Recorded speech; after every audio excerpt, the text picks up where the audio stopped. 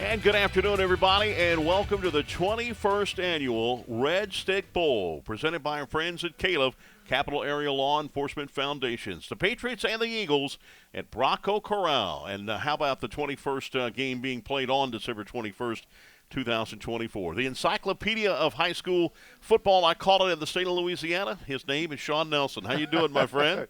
Great to be with you, Chris. Man, Great you got so – we talked the other day. You have so much so much knowledge when it comes to high school football from today and past. It's crazy. Yes, well, I've been around this game nearly all my life, and it's sort of by osmosis. You learn and remember all these things, and then as a player, and at times a coach, there's a lot of things I always have a great appreciation for the history of the game as well. No question. It's great. I mean, to have this. By the way, I'm Chris Powers, and good to be here. First time I've been Zachary Stadium. I think it's a beautiful stadium, beautiful field, beautiful press box. I think that Coach Barrett Murphy and the crew and all of his staff at Redstick Bowl have done a tremendous job putting this game together. Captains are meeting right now. Mr. Pat Ingley, the president of CALEF, is a big sponsor. That's his third year sponsoring this. Pat Ingley was a former Baton Rouge police chief. He is here, so good to have him here. We've got right now also the new mayor-elect, Mayor-President Coach Sid Edwards and his two sons, Jack and Ryan. Chase will be handling the coin toss today. Big shout-out to our mayor-president on hand. Yes, congratulations to the new mayor-president, and it's great to see him out here today. Yep. Here's the team captains. Jerry Horn, he's the quarterback, Denham Springs. Jeremiah Coleman from Estruma.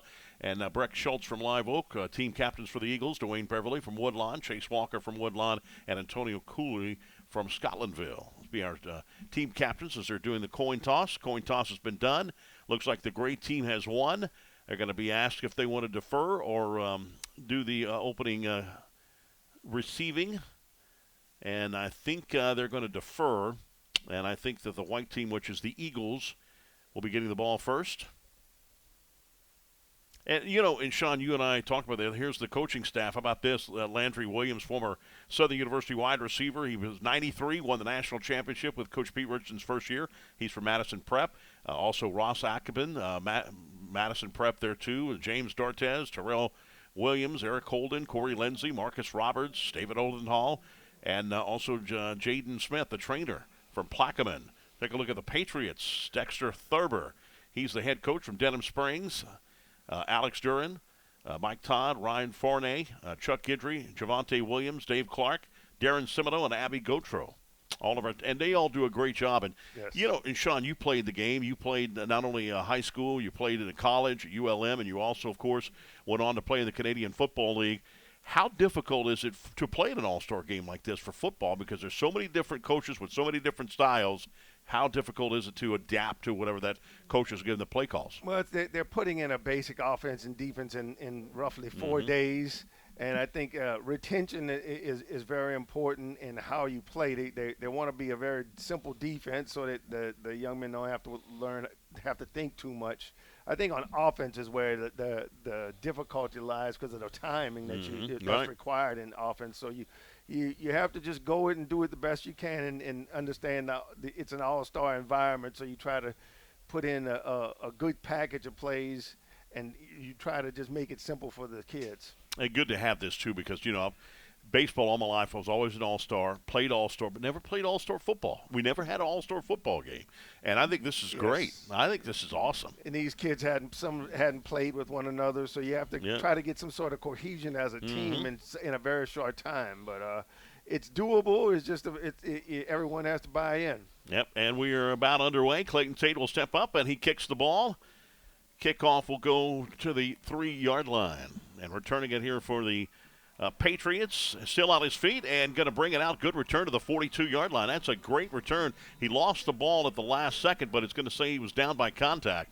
And it'll be first down and 10 right there for the Patriots on good field position. Number 18 taking that back, Marquez Williams. Yes, great run. He got right up the middle, got up the field quickly, and he's at near midfield now. So it was a great run. Yeah, Marcus Williams, Southern Lab, a wide receiver, kick returner, and punt returner, did an excellent job there. Showed some good poise on that one. So now the great team, as we mentioned, they are the Patriots. They've got the football first. And joining out will be Jerry Horn. He's a 6'2", 205-pound quarterback from Denham Springs. They play in the 5A level. He will set up first. First down and 10. Ball will be at the 42-yard line.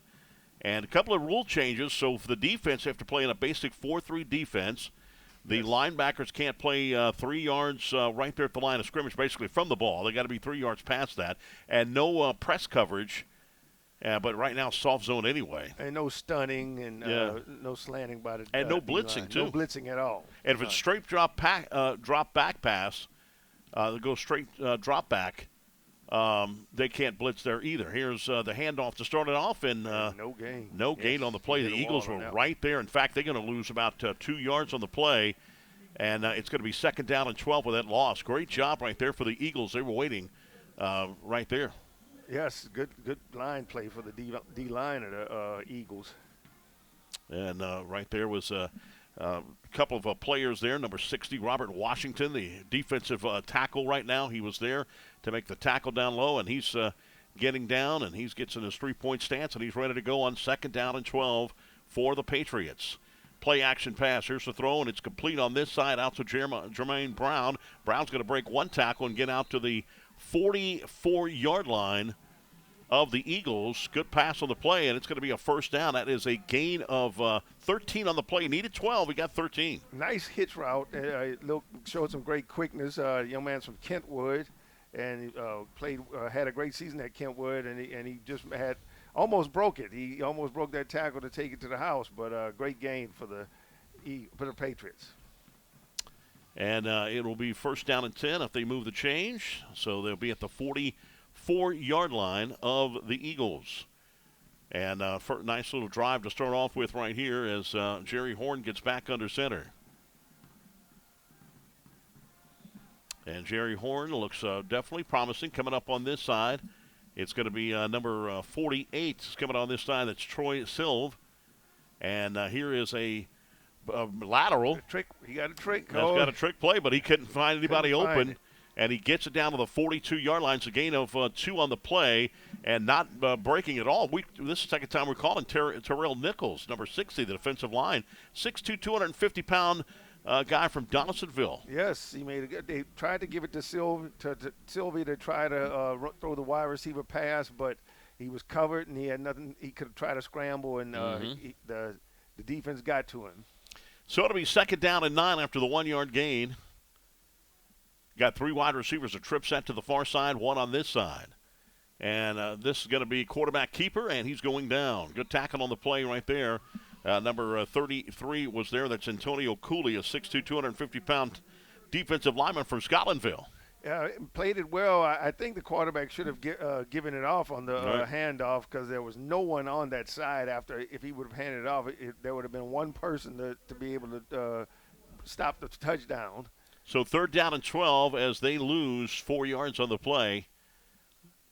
And they're 1 for 1 on third down conversions here today. 2 wide receivers on each side of the line, 4 in the ball game total. Back to pass. Here's a throw, and it's going to be intercepted? Yes, it will be. Interception, yes. He was in bounds. He stayed in bounds. It's an interception for Malik August, 6', 200-pound quarterback and defensive back, plays at Baker High School. Yes, great play on it. Kind of a deflection, but he got it in bounds. And a great interception, and it puts the Eagles in good position. Yep, that's a first down and 10 right there, and a beautiful day. Just the coldest day of the year so far, at least for the fall, and it's here today, and the temperature is right now at 52 degrees at kickoff time. Yes, it's Did that ever affect you playing? No, it's just the wind. A lot of time it's the wind that's the problem, right. or if it's wet. Those are the things that are slushy. Those are the things that affect you. You know. Let me ask you, because I played on some turf teams, but it wasn't this turf. Right. I still have strawberries on my knees. Me too. Me too. And elbows. Yes. First down and 10. Ball at the 39-yard line of the Eagles. The Eagles' first chance that they'll get, and the first turnover of the ball game. And we're ready to play some football here as both teams will line up. And that's going to be a false start, should be, but no call. Yep, now finally they did get it. They did get it. First time to look at Tylen Johnson, a 5'10", 180-pound quarterback from Madison Prep. And you can kind of tell it was a RPO on that one. Yes. They did a great job in Madison Prep with their RPO. From looking at it a few times, Coach Williams and his offensive staff had a good offense. Do you think the RPO will stay around? I mean, in pro football, defenses are too fast. Can't do the RPO. But in college and in high school, it's still big. It's still big. They ran a little bit of a version of the RPO back in the 90s with the St. Louis Rams with the greatest show on turf. But as you said, the speed factor has gotten. Oh, we got another interception. Another interception, and this one is going to be caught. The Patriots catch the football, and let's see who caught that. Was number 14. That's Caleb Ricks, and that was a big-time hit, too, on the Patriots. Number 53, Darian Simmons from Estruma made the hit to make Tylen Johnson throw it quick. He forced him to throw it quick and couldn't put enough air under it because he had him open. But he was down the middle, but he threw it a little short for the interception. That's how about that? Start off with 2 interceptions for their first drives, and the second drive coming right here for the Patriots. Still scoreless in this ball game. We have 9:43 in the first quarter here. And a second chance for the Patriots. Jerry Horn will come up. Threw an interception on that last drive, but he got 1 foot in. That's all you need in college football, and in high school football, too. Yes, 1 foot. 1 foot or 1 knee, and you're in. Yes, or knee. 1 buttocks. Yes, one yes. And the old a knee is 2 feet. Yes. Pistol formation right here. Play action pass. There's a throw across the middle on a slant, incomplete, intended for Jermaine Brown. And again, talked about no blitzing and what have you, but they're getting through the offensive line. The defensive line's doing a good job. Yes, and they're having some receivers break open. They just the quarterbacks have been having to hurry their passes because that slant was open. It's just that he threw it faster than he should have. He wanted to. Second down and 10. Ball is at the 42-yard line of the Patriots. 2 wide receivers on the far side, 2 on this side. Running back now is in motion as well. That's Caleb Joseph. Here's the pass on this side. It was tipped at the line, but Jermaine Brown still got it, and Jermaine Brown will bring it to the 49-yard line. It's going to be about 3 yards shy of the first down. Actually, boy, they're bringing it all the way to it's got to be the 49. 49, yes. Yeah, I would think that's where he went out of bounds at. They're going to mark it at the 48. That's third down and about 3 yards. Yes, I think he should have waited for his lineman to come because the person who made the tackle was the guy that he should have been blocked on that play, and he could have got at least 5 more yards. All right, 2 wide receivers on the far side, 1 on this side. Also got a tight end in tight on the other side as well. Behind the line, here's the snap, and here's the run to the 50, and he will try to backpedal to the 49-yard line. He'll get it to the 49. That's it, and that is in Eagles territory, but not enough for the first down for Caleb Joseph. No. And that'll be a 4th down and 1. And are you going to punt or you go for it? I would think in this situation, let's they're going to go for it. Yeah, they're going to go for it. Well, it's 4th and about 1. Yeah. Oh, yeah, 4th and 1 at the 49 to get to the 48-yard line. So they're going to go for it. Yeah, I'm with you. Yeah, let's have fun, right? Yes, it's an all-star game. Let's have fun. Good to have you here, my man. Good to be here. I've been working with you. Yes. Like I said, the encyclopedia of high school football in the state. This guy knows everything. Everybody who ever played this game almost. No. Here we go. Shotgun formation. It's a Wildcat. And running the football and getting short of the first down. Short. That's number 6, LaKendrick Harvey, running back from Dutchtown. And the Wildcat didn't work. Chris, Are they saying it did? Wait, they did call it a first down. They call it first down? No way. No, I think the referee on the other side is wrong. Yes, I think he's. Yeah, he's short. He's short. He's telling him to move the chains back for this side to where it's first down for the Eagles.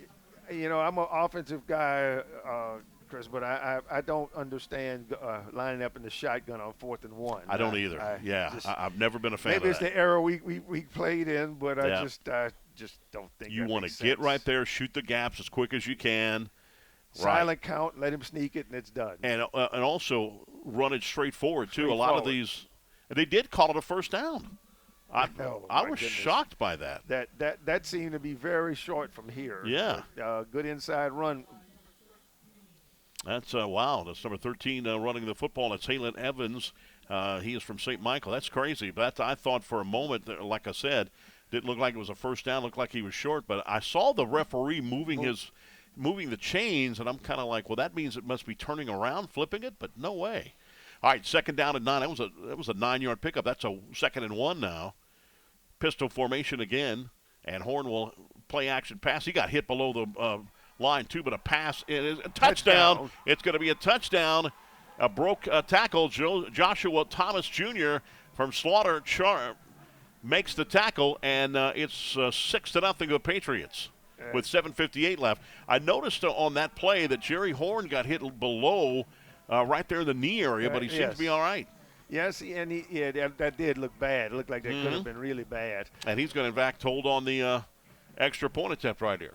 He ran a good slant and broke the tackle, and there was no vertical support behind him, so it was a touchdown. How about that? Joshua Thomas Jr., 5'10", 170-pound wide receiver from Slaughter Charter, plays in the 2A level. And the extra point by Breck Schultz is up, and it is good. 7-0 with 7:58 left to play. We'll take a timeout. Be back in a moment. 21st Annual Redstick Bowl presented by CALEF right here on Pelican Sports TV.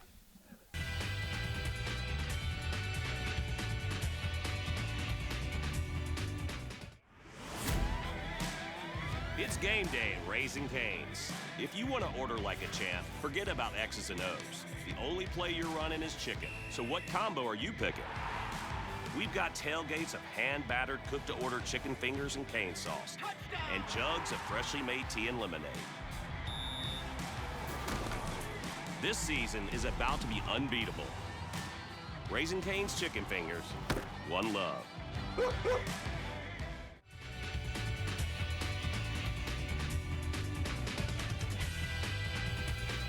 All right, welcome back, everybody. The CALEF 2021 or 2024 Redstick Bowl. Ball gets knocked off the tee. The Patriots ready to kick it off for the first time after the touchdown. It's 7-0 Patriots over the Eagles here in the 21st Annual Redstick Bowl here in Zachary. It's a beautiful facility. Look, they got the LED lights too. The light show here. Very, very nice. Tiger Stadium just got it this year. They've got it already. One of the better high school fields in the state. It is very nice. Great facility. Synthetic turf. They do play soccer on here. Yes. That's something that's bad for turf, though. That's the only thing is. Eventually it'll get wore down. But here we go. Here's the kickoff.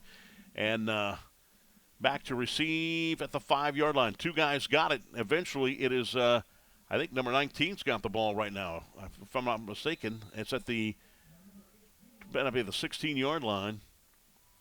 It's number 14.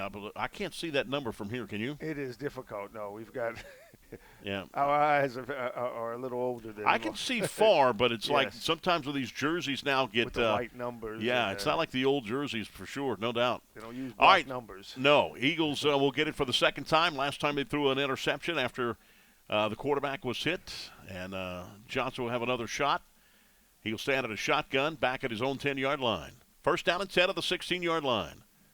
Here's a handoff right up the middle and getting it down to about the 21-yard line. Good run on the play right there by number 4, Tyrese Mosby, running back from Plaquemine and the Green Devils. Just an inside dive out of the split back, so it would be out of the veer back in the days, and a good run. Second down and 5 after the 5-yard pickup of the play. And calling for a shotgun formation again. 2 wide receivers on this side, 1 on the far side. Another handoff and twisting and turning for the first down. Good job on the play. It's a gain of 6 on the play. Ball will be at the 27-yard line. First down and 10 for the Eagles. He made a good cut inside the hole. He cut inside the linebacker and made a good gain for the first down. Good job right there. So now the Eagles contend after down 7-0 with 7:15 left to play in quarter number 1. We're going to have the newly elected mayor coming up here in just a moment. Sid Edwards, who knows a little bit about high school football himself. Just a little. First down and 10 from the 27-yard line. And once again, another running play. And, boy, he is really making a mark on himself right there for Mosby. Mosby running really well to the 45-yard line. That's a 22-yard pickup on the play and a first down. They're getting some good traction out of the shotgun split back with the shotgun veer is basically what it's called. Hey, and he's 21st Redstick Bowl, and we got a guy here. I don't know. What's your name, please, sir? Coach Sid Edwards today. And the mayor president real soon, right? Coming up midnight, December 31st. That's great. And we got the man with the plan, Coach Dennis Lorio, the co-director of the Redstick Bowl. Dennis? Awesome day to be out here. Wonderful weather. The crowds are getting better. And we are going to take a little credit that we started Sid on his winning track by winning the Redstick Bowl. Then he won at Astruma, and then he became mayor, President-elect of Baton Rouge. Said, man, I'm happy for you, buddy. Well, we're excited. We want to do some beautiful things for the parish in Baton Rouge, and I'm looking forward to getting started. Of course, I'm going to miss this sideline. All right. That's for sure. But I guess you will. But, you know, you brought your two sons out here today. Right, yeah. Jack Ryan came out for the coin toss, and my other son, Cody, actually came, my wife, Beanie, and we were very proud. We love this event. It's one of my favorite things of the year, and to get to be a part of it again was very special. Thank y'all. You know what, Sid, I want to thank you for coming out. I know you're busy. Dennis knows you're busy. But anyway, I want to wish you and your family a Merry Christmas and great success in the new year. we hope that we're saying Merry Christmas to everyone, and we hope that there's a chance that we'll bring the Redstick Bowl back to the Baton Rouge city, and hopefully we'll have a lot of involvement there. We've been blessed, I know that. Been a while, baby. Hey, count the mayor's office to be a part. Ah, we got it. Can I get that in writing? Hey, it's written. All right. All right. Thank you. Thank y'all. Coach Murphy, and here's the pass right here. It's complete, and pass is complete out there to number 15. That's 15 on the play.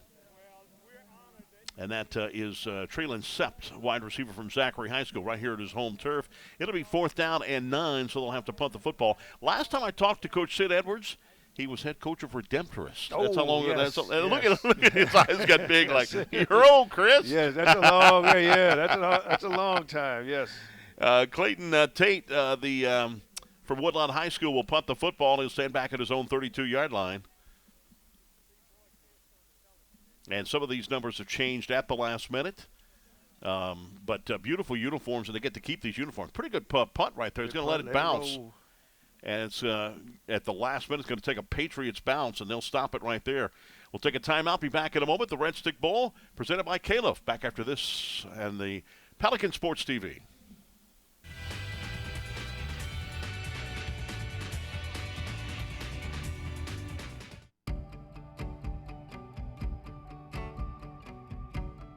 MMR is the industry leader in electrical, instrumentation, and technical services. With more than 50 years of experience, we pride ourselves in providing clients with the highest level of safety, service, and quality. At MMR, electrical and instrumentation services are not just a small division within our company. They are our business. We invite you to experience the MMR tradition of success.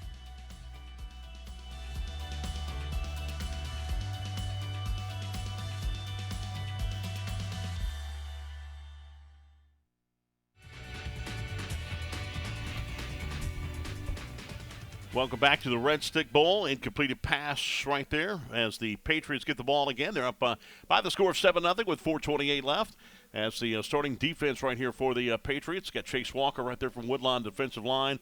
They got 4 defensive linemen, of course, 2 defensive tackles and 2 defensive ends. Linebacker Ubry from Plaquemine. Scott Walker from Scotlandville will be the free safety. He has to stay in the middle of the field. Strong safety can get close to the line.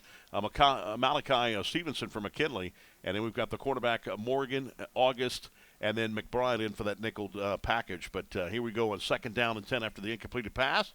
Here is the handoff.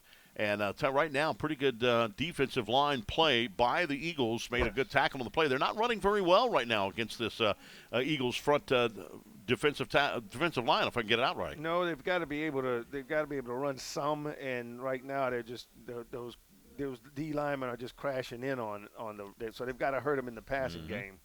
So 3rd down and about 2. They're 2 for 2 on 3rd down conversions. Believe it or not.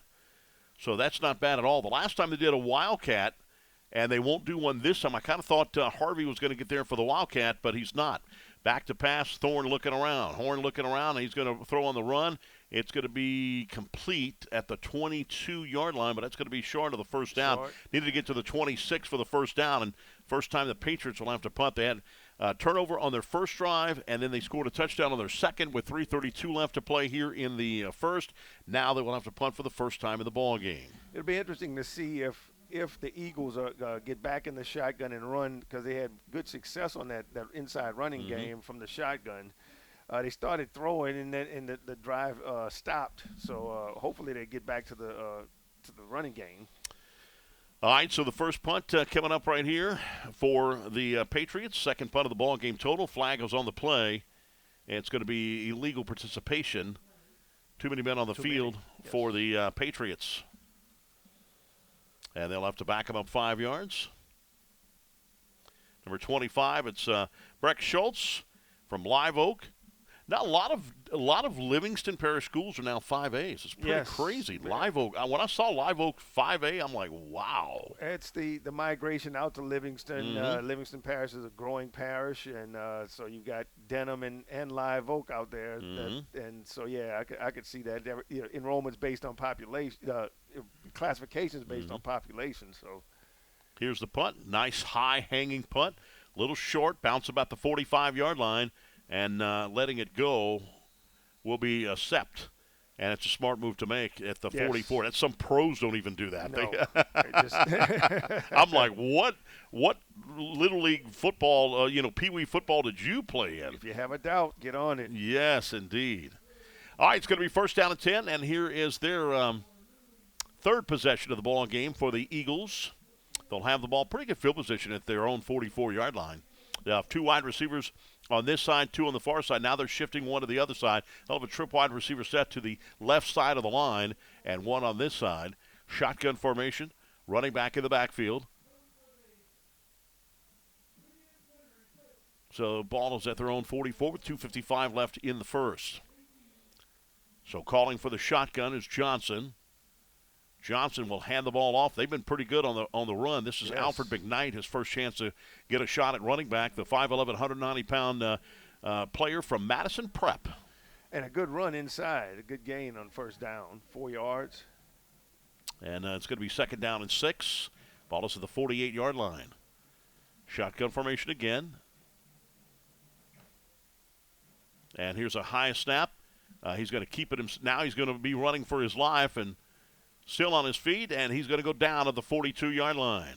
His hesitation, that's what got him, the hesitation instead of throwing it. That little bit of hesitation messed the whole play up.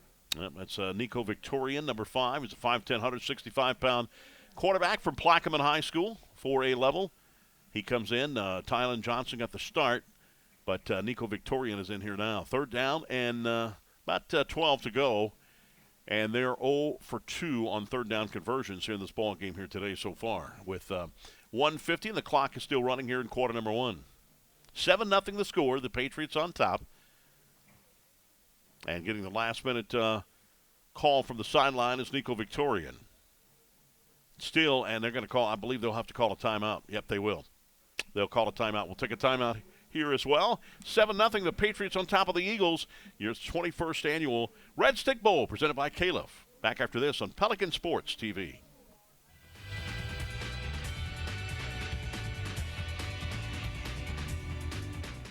Hey, Coach, let's talk about the Capital Area Law Enforcement Foundation. It was founded in 2016 after the horrible shooting that killed 4 law enforcement officers and wounded 2 others. It was found that their bulletproof vests couldn't stop high-velocity bullets. So CALEF sought out the best available armor, Angel Armor. We want all our officers safe and to go home to their families every night.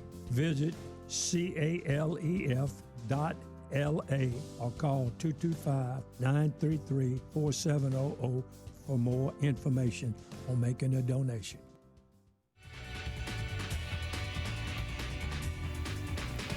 Welcome back, everybody. The 21st annual Redstick Bowl presented by CALEF, Capital Area Law Enforcement Foundation. We'll have a third down and 12 here for the Eagles at their own 42-yard line. Shotgun formation, back to pass. Now looking around, Victorian can't find anybody. Now he's going to overthrow his intended receiver. On this side, it was intended right there. And for number 82, that is incomplete to Travion Cheney, a wide receiver from right here in Zachary. He would have been short of the first down, but it was overthrown too high for him. And he may have been able to get the first down. He was only a couple yards short. Second punt coming here for the Eagles. And on fourth down and 12 down, now they're 0 for 2 on third down conversions. Clayton Tate will kick the ball off, the 5'7", 145-pounder from Woodlawn High School. Big 5A power in the Baton Rouge area. Here's a high snap, but he gets it down, and pretty good punt.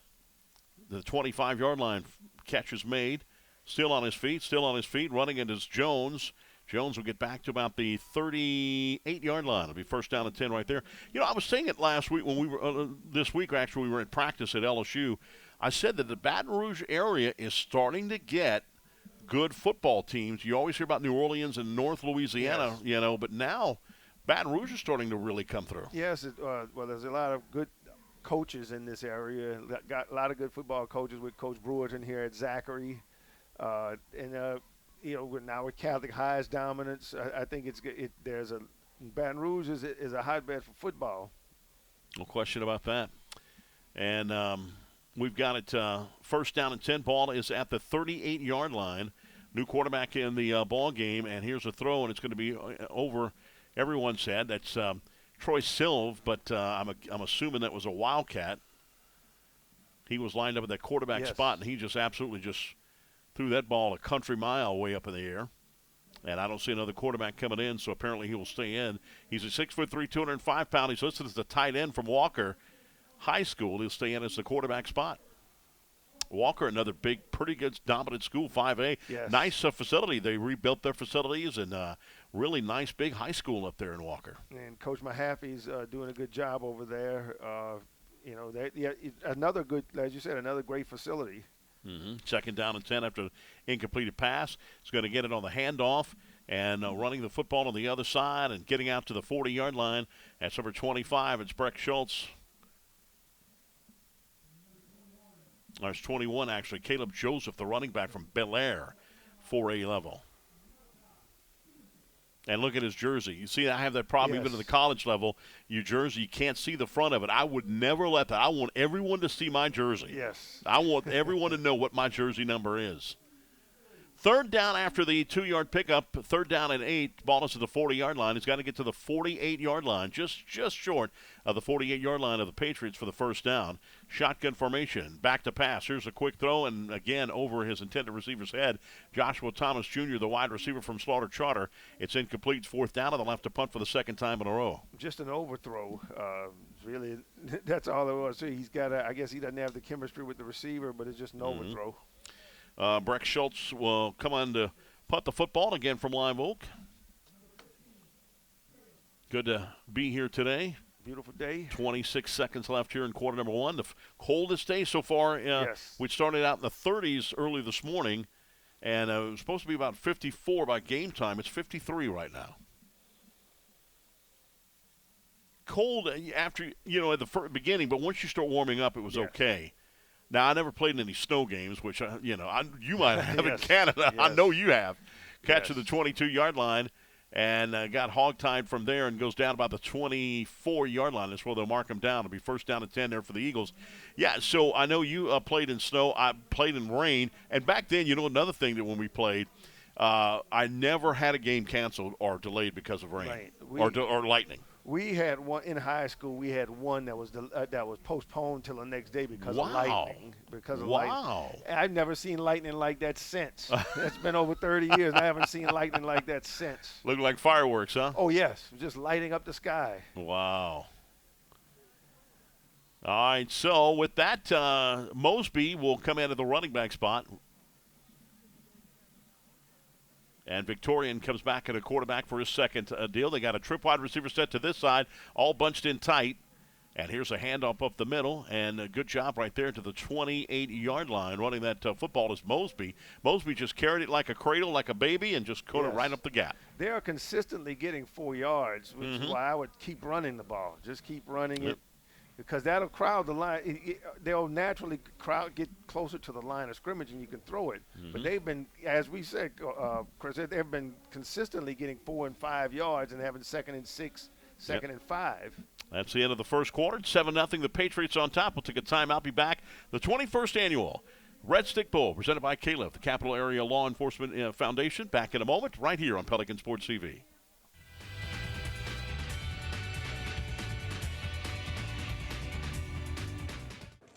Yeah, so what happened out there tonight?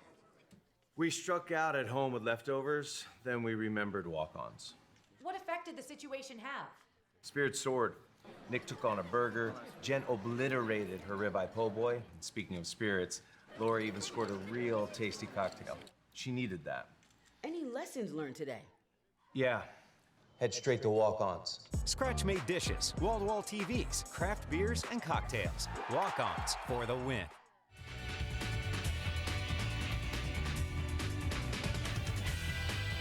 #21st Annual Redstick Bowl, right here. Big sponsor, CALEF, the Capital Area Law Enforcement Foundation. Thank you so much for that. This is our third year for doing it. The big sponsor. Need those sponsors definitely to be in here.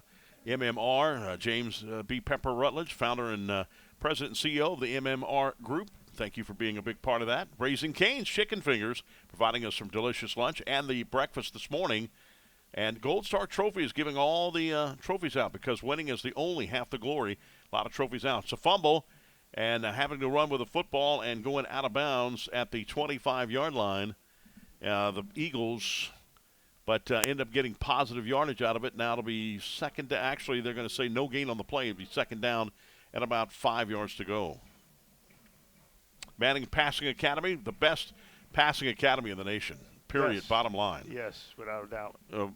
BROC Foundation, and also proud sponsors. U.S. Army has been a sponsor for years here at the Redstick Bowl. Yes, for years, almost from the very beginning. Our Mom's Restaurant and Bar, one of the best hamburgers in the world. Yes. Started in Hammond, Louisiana. BSN Sports, these players get to keep these jerseys here. How about that? Yes. Keeping that jersey here That's because of BSN. Great keepsake, thanks to BSN. So it's going to be a first down with the run, and Josiah Hogan, 5'11", 185-pound quarterback from Bruley, the Panthers, making a little run here today. Good scramble, and no one was open, so he parted upfield and made a good gain. LHSAA, of course, Louisiana High School Athletic Association, LHSCA, the Coaches Association here, a big part of the game today too, and LHSOA. Always a big part of the Athletic Association. Acadian Ambulance is here and always here. Great job for them to be here to make sure no one gets hurt. And if they do, Acadian Ambulance is on top of it. Great service they provide. Yep. First down and 10 at the 40-yard line. Play action pass, going for the deep pass, and it's going to be behind his intended receiver. They're going to call it interference right there on number 15, Rancher Miller, the defensive back from Denham Springs. You can't face guard, and that's exactly what he did. Yep. Even though the ball was even behind even the defender. Yes. That pass was nowhere near it, but like you said, you can't face guard. Also, awards plus individual Redstick photos online. That is Coach O, Game Day Graphics, and Coach Odenthal, the CEO, being out here today. Coach O, there's another O in the house. How about that? Yes. And so all these sponsors are big, huge for this game. Yes. We appreciate each and every one of our sponsors, and they make this possible. Yeah, it's your, 10th year? Yes, 10 years now. Wow.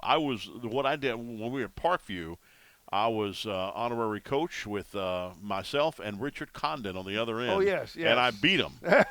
We won. My team won. Yes. I beat Condon again. Yes. This time, nowhere to go is Mosby, the running back. He gets caught behind the line. It's about a 2-yard loss on the play, and it's some good defense right there. Aubrey with a big time. All right, folks, down here with me is Coach David Bruton and co-director Mr. Dennis Lorio. David? Yes, sir. We can't say enough about you folks out here. What y'all have done and allowed us to do, it's been great. We really appreciate it. Well, I'll tell you, we're excited to be the host site for it and just do what we can for high school football in the immediate area. You know, this is a well-respected bowl game at the end of every season, and got a great weather today and a great crowd out here. It's awesome. It's an awesome experience. It really is. Coach, we've been blessed. The facilities and the hospitality here from Zachary, we just love the community, and our kids look forward to it. The reason the game works is because the high school coaches enjoy it. You have a meeting on a Sunday, you've practiced 2 hours 4 times, and you play a game. And it's in the holiday season, everybody's in the shape for football, So it's worked out well. We've been blessed. 20, and this is 21 successful years. We're blessed. And you coach too, David. Oh yeah, absolutely. It's a like I said, a well-respected bowl game, and certainly an honor to be a part of it. Well, David, thank you, and we want to wish you a Merry Christmas and a Happy New Year's, and back to the Dome next year. Hey, I appreciate it. Thank you guys very much for what y'all do for local high school sports, man. We certainly appreciate it. All right, Coach Brew. All right, brother. Appreciate it. Tell Miss LeBlanc we said thank her too. Oh yeah. Oh yeah. Thank you. Yes. Thank you. She runs the show. You better believe it. Thanks, Coach Murphy, and all that. Very successful coach down there of Zachary High School's brought this program front and center now. Yes, he has made it one of the best programs in the state, and he's been a winner wherever he's been, and the multiple state championships that he's won. Everybody realizes that the state title goes through Zachary. No doubt.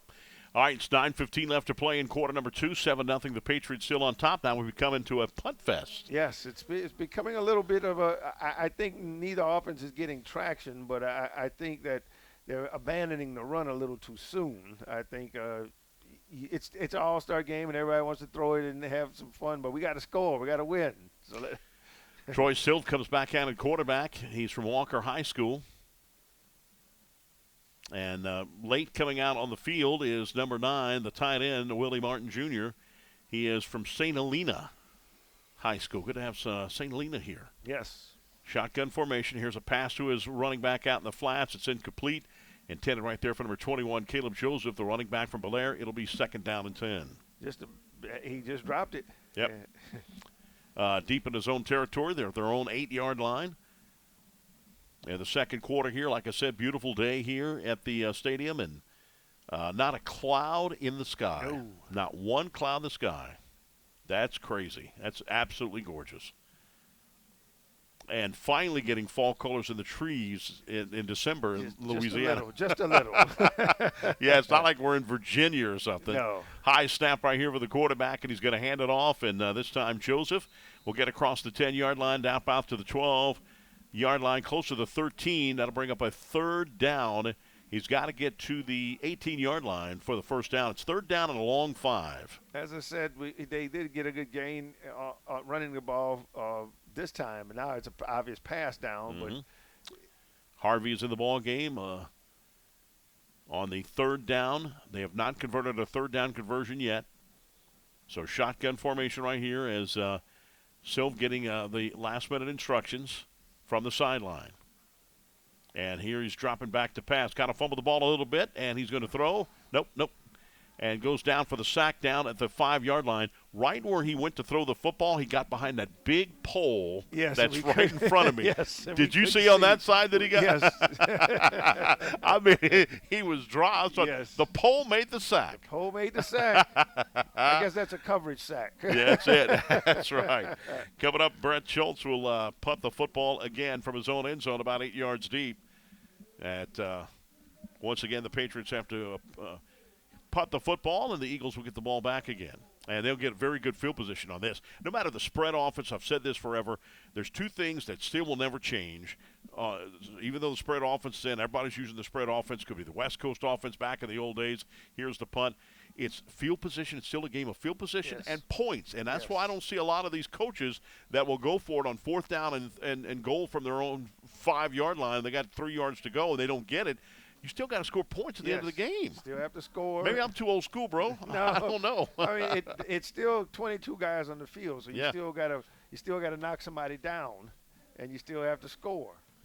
It's a field position game as always, and then you still have to, with all the great running, and I have a great appreciation for the passing game, but you still got to run it. Right. Now the Eagles with a golden opportunity here to possibly tie the game up because they've got great field position starting at the 42-yard line of the Patriots. So hopefully, let's see what can happen here on 1st down and 10 from their own, from the 42-yard line of the Patriots. Here's a handoff and run up the middle. Great run. That's a 10-yard gain right there for Tylen Johnson. Is that Tylen Johnson running that football there? Yes, it is. Yes, it is. Tylen Johnson with a great run right up the middle. Hey, your big uglies knocked their big uglies down, and that's exactly what happened. A 10-yard gain right to the 32-yard line. Offensive line did a great job pushing that D-line for the Patriots back on that one. Shotgun formation. And here's the run, and this time gets caught behind the line. They're going to mark his forward progress, though, only for a loss of 1. It'll be 2nd down and 11. Run it again. That's what I would say. Run it again. And it seems to be they're getting a biggest opportunity right there in the A gap. They're not when they go to the B or the C gap. It looks like they're getting pushed back a little bit. Right there, right behind the center is where they're getting their most success. On the right side of the A gap, they've done well on those plays. Lakeith Dunbar comes into the left guard from McKinley High School. Just comes into the last second. Shotgun formation again. Here's a handoff. This time, big-time run. Gets inside the 20. He's in the red zone of the 17-yard line. Good run on the play. Got a burst of speed right there for Alfred McKnight. And as you said, right over the A-gap again. It just was a good run. Just don't abandon the run. No, I'd keep running it until the defensive tackle and they just changed out the defensive line, too. They just changed out the defensive line. 1st down and 10. Looked like almost a busted play in a moment, but still running the football is McKnight on a little wildcat there. Gets it down to about the 12-yard line. Nice pickup on the play of 6. 2nd down and 4. 2nd and 4. Run it again. Yep, 6:05 left to play in this second quarter, first half of action. And right now, look at the Patriots' defense looks confused right now. They're running all over the place. McKnight gets it again on a quick snap, and he gets it to about the 10-yard line. That's going to be 2 yards shy of the 1st down. It'll be 3rd down, an important 3rd down and 2. They haven't been too successful on 3rd downs in this ball game so far. I would still run it again. I'd run it over the A gap because we're down close. We can either field goal or go for it. We're in scoring position. 3rd down from the 10-yard line. They got to get right on the other side of the 8, not far. Shotgun formation, and they're going to call a timeout being called here on this side for the Patriots. So time of the ball game with 5:29 left. We'll take a timeout back after this 21st annual Redstick Bowl presented by CALEF. Back after this on Pelican Sports TV.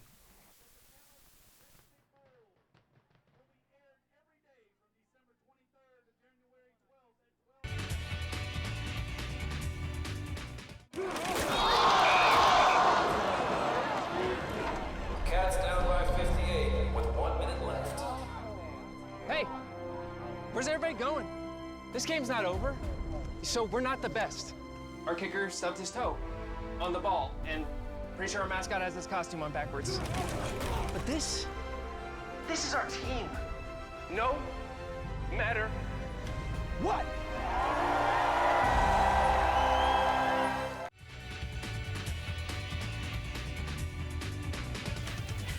Welcome back, everybody. We're talking about cold play. Cold play, I guess once you get going, the adrenaline gets going, that it doesn't affect you. But anytime, the reason I told you about cherries on your knees and that, when we played on that hard old Astro turf, it's like on a cement. Yes, the base of it is concrete. It is. Right. It is. This is probably a rubber base on the bottom. Yes. Or, something of that nature. Southern's getting a new field. Southern University's going to have a cool gel on the bottom. Isn't that crazy? Okay, crazy. That's great. Isn't that nuts? Great. They come up with so many. Why did they have all this when we played? 3rd down and 2. Here is play action pass. They go with the play action pass. Is that a touchdown? No. No, he dropped it. Dropped it, and again, right there in front of my pole. Right in front of the pole. Yes, he dropped it. On a little skinny post right there, he dropped it. That pass was intended right there for number 82, Travion Chaney. It's 4th down. Again, they abandoned the run on that one where they've been successful running the football instead of passing, and they're going to go for it on 4th down and a long 2. Just run the football. Well, now you can either do either or. Yeah, Mosby is in the ball game now. At the running back, they're going to try to pass. Nope, they're going to run it, and he waited too late to run the football. Tylen Johnson's going to be hit 1 yard shy of the first. You got 1 yard, but that's going to be 1st down and 10 for the Patriots on the other side now. Yeah, it's just unfortunate because they could have run the same play. They've been running so far, and they're getting an average of 4 to 5 yards a play. When you're going on 4th down and 1 or 4th down and 2, don't hesitate at all. Just go. No. You got to go. Like you said, shotgun formation. A lot of teams do shotguns, and I'm not big on that. I know they're saying it gives you momentum going in, but I'm like you. I want it right there. And a lot of coaches give you the rationalization, well, this is who we are. Well, that's not saying a whole lot. You have to be the fundamental of football is the quarterback's got to get the snap. Yeah. the Eagles had a golden opportunity to tie the ball game there or even put points on the board. Still 7-0 as the Patriots with the lead. And back in the ball game is Jerry Horn, the quarterback from Denham Springs. He drops back to pass, throw on, and gets to the 10-yard line. That pass completed right there to Ricardo Galman. First time we're calling his name out from St. Helena, the wide receiver, 5'9", 170 pounds. He had Galman open early, but he couldn't. He hesitated because of the rush, and when he finally threw it, the defender came up and made the tackle. So that is only a 1-yard gain on the play. It's 2nd down and 9 from their own 10-yard line. 4:50 left to play in the second quarter. The 21st annual Redstick Bowl, which is on the December 21st. Can't beat that. Can't write that up. Nope. Horn back to pass again. Pole right in front of me. Throws it out to Jones, his running back. Got it on a swing pass. Gets it across the 15 down to the 16-yard line. And it's almost to the 17, so it's about a long 2.5 yards on 3rd down. A good out route. He caught it and made a good catch and got the most out of it. And coming out of the ball game, as soon as he caught it, Caden Jones will come out. And back in the ball game is Harvey, the big running back, 6 foot, 205-pound running back. He is huge, and just big, stocky body. And he looks like he is going to be on the right side. But, again, they did a wildcat to him earlier. Back to pass again for Horn. Horn's looking. Horn's going to run it himself. Good fake. And gets it out to the 25-yard line. It's a 1st down. That was a good head fake right there and looked like he was going to do the option. Yes, it was a good head fake. And it's 1st down and 10. That was a very good athletic move by Jerry Horn right there. He forced the defender to move, so it gave him the crease inside. Yep. 1st down and 10 at the 25-yard line as the Patriots 7-0 lead with 3.5 left to play. And let's see what kind of if they can do a long drive right here. We got 2 wide receivers on the far side, 1 on this side, and a tight end in tight. It's a pistol formation. Back to Pat. Nope. He's going to hand the ball off right up the middle. Good run up the middle. And that puts his head down, and Harvey just says, let me run it. The Dutchtown guy runs an 8-yard pickup right there, right in the A-gap. Good pickup. Good pickup. So it'll be 2nd down and 2. And they're calling for one of the players to come off the field, Kenneth Hawkins.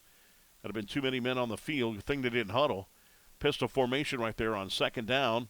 Another handoff. This time he hits his own player, but bounces off. Still on the other side is Harvey. Harvey gets out of bounds around the 45-yard line. They'll mark him out of the 46, and that's a 9-yard pickup on the play and a 1st down. Second 9-yard gain in a row for him. He's running real tough, real hard. Mm-hmm. Give it to him. Feed it to him. And I mean, you do that a lot. You hit your tackle, or your guard. You hit his guard from the backside and just bounced on off, went out to the left side. Yes. So it's at the 46-yard line, 1st down and 10 right there for the Patriots, up by the score of 7-0, 2.5 left to play in the second quarter. Pistol formation again. And high snap, and this time Horn's going to have to run it. He's going to get caught from behind, down into the 44-yard line is where they'll mark it. There's a high snap on that shotgun, and a timeout being called, I believe, by the Patriots. They'll have 1 left. I'd say get the young man from Dutchtown back in and start feeding him the ball. Yep. And that's a loss of 2 on the play. It's 2nd down and 12. And, of course, lots of great things. And this is huge for this for Baton Rouge. This is their last game. I mean, some of these players, it's their last game they'll ever play. And some of these guys have received scholarships based on what they did on this day. In this game, they can show it as a highlight reel of the ones who've done well. And we've had several play in the NFL from this game. Right. So hard to believe the season. When you play, and I still do Southern, and it's just the season just goes by fast. Yes. In the fall, it flies by. I mean, it's like I tell Coach Pete Richardson, we're in week 1, and I said before you blink your eye, we'll be in the Bayou Classic. It's just crazy how fast time flies. Yes, it is. Just absolutely crazy. All right, 2nd down. This is the last high school game of the year, and it's just unbelievable. It seemed like we just started with jamborees and stuff, yes, huh? Yes. 2nd down and 12. Horn into the ball game. Back to pass, straight drop back. Has to fake. Now he's moving, and he's throwing. Incomplete behind his intended receiver. That's the intended receiver, Joshua Thomas Jr., incomplete. It'll bring up a 3rd down and long, 12. He had Caleb Joseph down the sideline by himself. It was one defender trying to cover 2 people, so he had him down there. But he chose to go back inside and throw it. That's the only time sometimes I feel that a lot of people don't know with the transfer portals and stuff like that. When people come in, I say, guys, on offense, this is, and I'm showing a little index card. That's how big the defensive play call is. It's not big. When you get offense, you see Jim Mora look like a walk-on deal. I'm Jim Mora. Listen to me. Sean Payton. Another sack back to the 35, and then I'll have to punt the football. But, no, offense, it takes time to get the deal down. A wide receiver, that's why Adams wanted to play either for Carr or he wanted to play for the Saints. No, for Carr, or he wanted to play for Aaron Rodgers because he knew what kind of if they get in trouble, they're going to roll out to their right, what do I need to do? Do I need to come a curl route? Do I need a seam route or fly route, whatever? And it takes time to get that down. Yes, you know, if you got familiarity with a system, it really makes it easier for you to just play and not having to think, am I doing the right thing? So another punt coming up as a promising start. Right there for the Patriots, ends in a punt. Has 2 quarterback sacks in a row. Brings them back down to the 36-yard line, their own 36. And once again, the Eagles will have an opportunity to get the football with 1:47 left. And waiting on the snap and the punt here. Good snap, and here's the punt. Pretty good high punt, hanging punt. And caught at the 35-yard line. I thought for a moment he'd fair catch that ball, but he did not. Sept will get to the other side. Maybe he should have. There's a flag on the play, a late flag on the play. I got a harsh collar. Uh-oh. I think we have a harsh That's collar. a 15-yard penalty right there. And so if it's at the 35, 36-yard line, as they're calling it, the ball will be about the 49-yard line of the Patriots. Yeah, I'm glad they've taken that tackle out of the game. Oh, it is. Some people tell me that the football is not the hitting's hard sport anymore. I said, you know what I tell them? Go put pads on. Yeah, go put some pads on and see. Yes, because harsh collar is breaking the running back or wide receiver's legs. It's very bad. I also think that one where they tackle them from behind and they ride them like that. That's another bad one that needs to be outlawed. But you can tell already people that never played the game when they say, "Oh, that's not bad," because I'm telling you, that's an easy leg breaker right there. Yes, and I've seen it done, and I'm glad that and leading with your head. I think two things that have. I'm so glad they've taken that out of the game. I think they're short. I think the ball should be at the 49 of the Patriots. It should, but they're saying it's 49 of the Eagles. Yeah, that's because that was at the 36-yard line. So it should be the 49 of the Patriots. I think they're one off on that, and I think the side judge on this side was going to put it there, but the referee marked it the 49. So here we go with the handoff. Here's the handoff straight up the gut. Nothing much to there. The defensive line right there said, no way, you're not getting past us. It's a good stop of that defensive front right up there. Led right there by number 33, Antonio Cooley. He's a defensive lineman, 6-foot defensive lineman from Scotlandville. So no gain on the play. It'll be second down and 10. Ball will be at the 49-yard line of the Eagles. Down 7-0 with 1:10 left to play in this game, in the second quarter, I should say. Here's a nice pass and intercepted again. The second interception of the ball game as the Patriots got it again as they forced the second turnover of the ball game. That's number 24. That's Ernest Mitchell, the 5'10", 170-pound defensive back from East Ascension. He thought he had one going downfield wide open. He had beat the corner, but the safety came over and gave great support and got the interception. All right, so 1:03 left to play in this game. So you fun and gun in this one, just shotgun and pass, or what? Right now I think if you got a minute, let's. And you got one timeout left. One timeout. Let's try to get some points. Even in field goal range. Yes. Let's try to get the field goal range first. All right, they're going to start at their own 26-yard line, and they'll be on the left hash mark. And you know, colleges, you wonder if high school football will eventually do that. Colleges want to start moving the hash marks in closer, like the pros. Yes. Because it gives them an advantage. The old hash marks from high school and college are too far apart. This is for the old school. Old school, yes. Yep. I wonder if that'll ever happen. And it takes away the short and wide side of the field. Horn back to pass, so across the middle. Got it, beautiful. To the 35-30. 25, he's going to take it to the house for the touchdown. Jermaine Brown from Kentwood, Louisiana on the pass from Jerry Horn. Makes it 13-0 for the Patriots. Outstanding play. A nice post route. He got behind both safeties and took it to the house, boy. And Horn, just a beautiful tight spiral throw. Great pass. And saw him immediately. Yes. It was a great route. and he outran the defense, outran everybody to the end zone. So the Eagles had a golden opportunity when they had the ball in good field position here, went for it on 4th down and 2, didn't get it to tie the score up. Now they find themselves down by 2 scores, 13-0. Extra point coming up right here. And, of course, Breck Schultz is the kicker, and on the hold is the quarterback, Jerry Horner, just threw that big touchdown. Here's the kick. It's up, and it is good. It's 14-0. Yes, good and play. Did it start at the 36-yard line, I think it started? Yes. 36-yard line, that's a 64-yard touchdown pass. Yes. So a big touchdown pass right there, making it by the score 14-0. Back after this timeout right here, the 21st Annual Redstick Bowl here, presented by CALEF on Pelican Sports TV.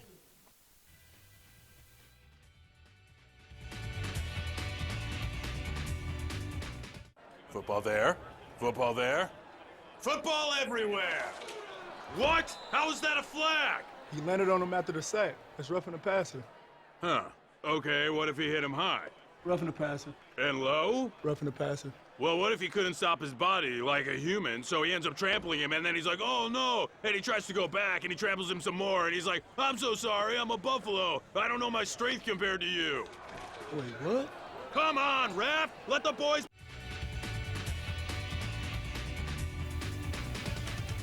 All right, welcome back, everybody. It's 14-0 here in the 51 seconds left in quarter number 2. And, again, just beautiful day for football, beautiful stadium, and great job. Boy, this campus looks gorgeous. Yes, nice picturesque day for a beautiful campus. They've done a great job out here.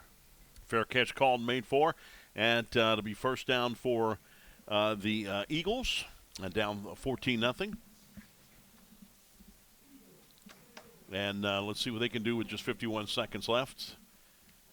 Coach Barrett Murphy, you've been a part of this for 10 years, so Barrett Murphy has asked you to come along, and you've done this, and it's my second time to be involved with this. I'm very happy about this. Redstick Bowl, I think, is great. A great chance to be in an all-star game. I mean, it makes sense. I mean, I know it's a contact sport. The Pro Bowl is horrible now. They don't have one. Well, they do have some in college. A couple of the college bowls, the senior bowls, and stuff of that nature. But I think it should have been for football all this whole time, because I've never participated in an all-star game for football. Sure, it's always different. You know, going back way back to the '70s when the Super Bowl champions would play at college all-star games. You know, I don't know how they did that, but it's just it's better. I like the atmosphere. The NFL guys have got a lot to lose, so they're not trying to go get hurt. These college guys in the Senior Bowl and the NFLPA Bowl and the Shrine Bowl, they're trying to get somewhere, so it makes it a little more competitive. And you know, and people talk about how the rules have just to where it's not the same sport and what have you. I said, well, first of all, you don't understand. The players are bigger and they're faster. Yes. When you've got an offensive lineman that can run a 40-5 flat. Yes. Because we used to go back and slap the offensive lineman in the back of the head and run, but he couldn't catch you. No. Now he could catch you. Yes. And D lineman running at 4.8 and 4.7. Yeah. D ends running 4.5. I mean, you got some of the better ones running 4.5. As soon as you get the ball, they're on you. That's it. I mean, it's just a different sport because the speed is a lot more. And the players are so big. When I covered the Saints, Jacoby was one of the biggest players there was. I mean, I know Too Tall Jones was huge, 6'9", yes. But Jeff Jacoby for the Redskins was the biggest guy. The biggest guy His in the league. back, I don't think could have fit through a wall. Yes. I mean, through a door. It's a halftime. It's 14-0. The Patriots on top of the Eagles here for the first half of the 21st Annual Redstick Bowl here, presented by CALEF Capital Area Law Enforcement Foundations, 14-0. And we're at Bronco Corral Stadium. We'll be back right after this timeout. This is Pelican Sports TV.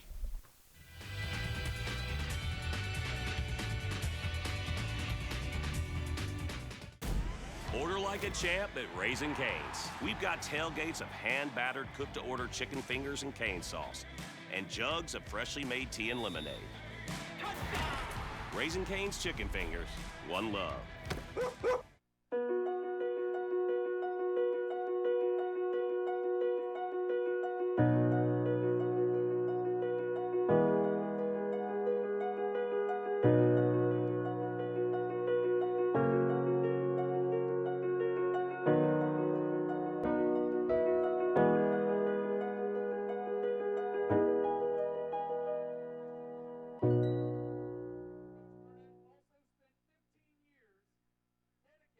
Football there. Football there. Football everywhere! What? How is that a flag? He landed on him after the sack. That's roughing the passer. Huh. Okay, what if he hit him high? Roughing the passer. And low? Roughing the passer. Well, what if he couldn't stop his body like a human, so he ends up trampling him, and then he's like, oh no, and he tries to go back, and he tramples him some more, and he's like, I'm so sorry, I'm a buffalo. I don't know my strength compared to you. Wait, what? Come on, ref! Let the boys... Cats down by 58 with 1 minute left. Hey, where's everybody going? This game's not over. So we're not the best. Our kicker stubbed his toe on the ball, and pretty sure our mascot has his costume on backwards. But this is our team. No matter what.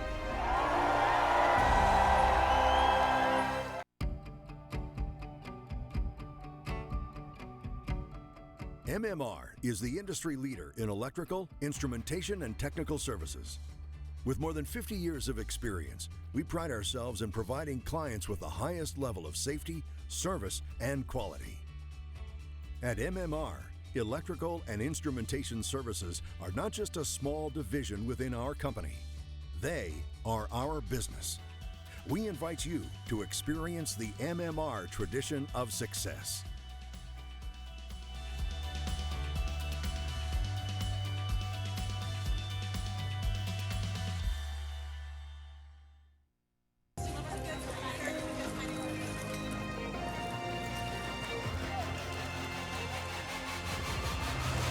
It's your time to make a greater impact. U.S. Army Reserve.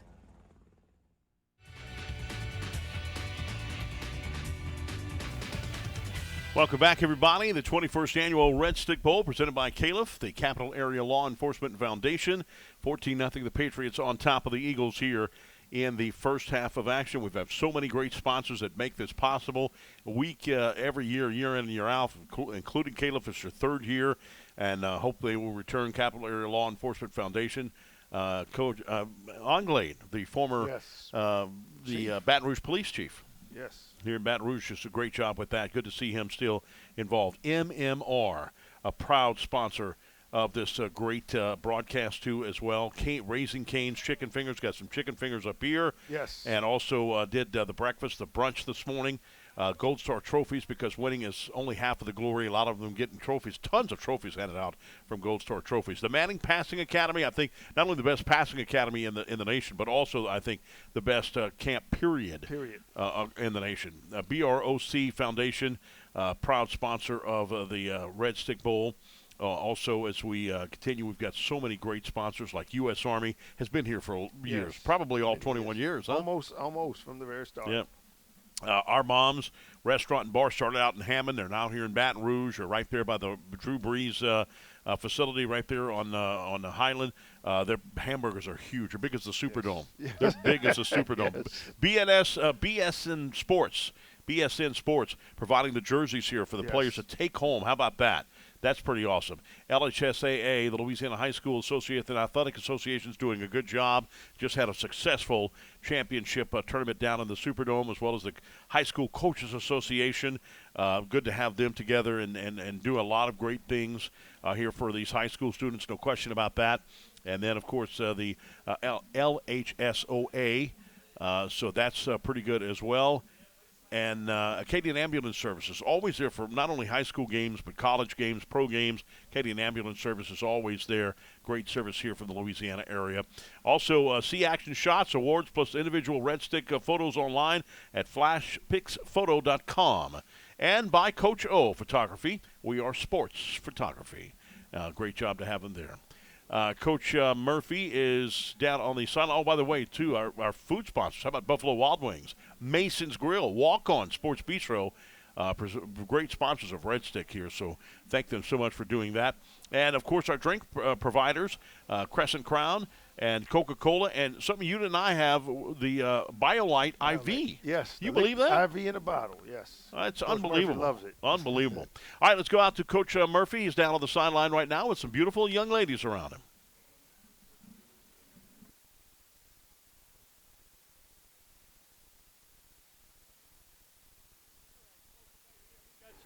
cheerleaders here. We got the cheer coach, Miss Kennedy. All right, I think his mic is off, and Yes, so we are so excited to be here today, and we're so excited to. come back to Coach Murphy in just a moment. I think that mic was off for a split moment. He's going to pick up the other mic. Coach Murphy, go ahead, take it away, my friend. It's working? Okay. All right, we got the cheer force with us right now. Miss Kennedy LeBlanc with the Santa Maria Gators. Kennedy? Yes, we are so excited to be here and to cheer on the Patriots today. We're so grateful for the Redstick Bowl for allowing us to come out and support and represent Santa Maria and keep cheering another game for the football season. Well, I'm a Spartan fan, but I won't be mad at you. We're all family here from Ascension Parish. We all family in the parish. Yes, sir. Hi, who are you, little lady? Jillian Martin. I'm the captain of Santa Maria's Gold Squad. Oh, you the gold squad. You got a little gold on you? Yeah, I sure do. Oh, great. How about you, dear? I'm Faith Bateman, and I'm the captain of Santa Maria's Black Squad. What kind of squad? Black. Black squad. I got a black and a got the gold. black on her? Yeah. And you the gold? Yep. Well, that's pretty neat. So we're gold and black. Yes, sir. And Miss Kennedy, you take care of the gold and the black. I try my best. Are they a handful at times? Sometimes. But we love them all the same. Oh, my goodness. Girls, thank y'all for coming out. I want to wish y'all a Merry Christmas and a Happy New Year's, and I will say go Gators. Yes, sir. Go Gators. That's hard for me to do. All right. Thank you very much. Thank you. Great to have the part of this, too. Patriots band directors, Coda Michael Thurber. Assistant band director is Emily Toney School. This is from Natchitoches Central High School. Yes. Came all the way down from Natchitoches. How about Yes. that? Pride of the tribe. The cheerleader moderator is Martha Lambert, and the Santa Maria High School cheerleaders who we just heard from there. That's pretty impressive to have that down. That's pretty Eagle. Eagles band director is Ryan. The General Harris School Madison Prep cheerleader moderator is Yonique Welsh. So good to have them here. They're a big part of this. Yes, yes. Big part of this. Did you get you some Raising Cane's yet? Not yet. I may partake in a bit, but not yet. My daughter's with me, and she's chomping at the bit to get. Well, I'm going to let you go for sure. Patriots leading at 14-0 over the Eagles. First half action here for the 21st annual Redstick Bowl, presented by CALEF, Capital Area Law Enforcement Foundation. We'll be back after this timeout right here on Pelican Sports TV.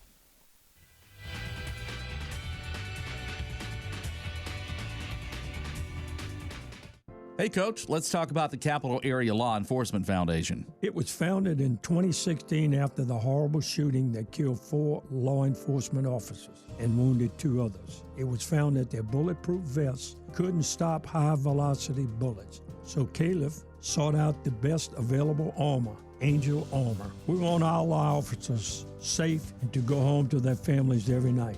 Visit calef.LA or call 225-933-4700 for more information on making a donation.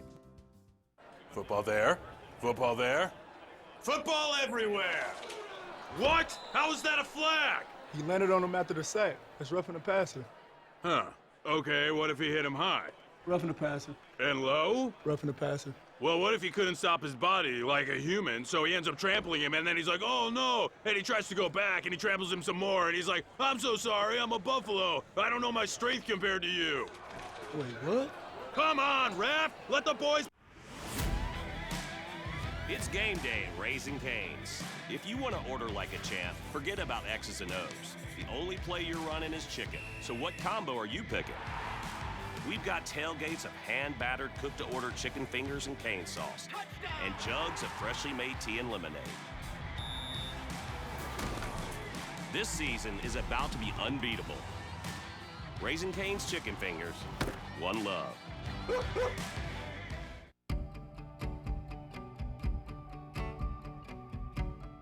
MMR is the industry leader in electrical, instrumentation, and technical services.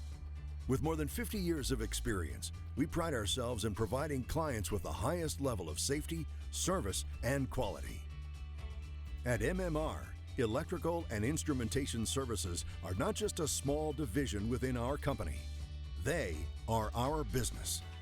We invite you to experience the MMR tradition of success.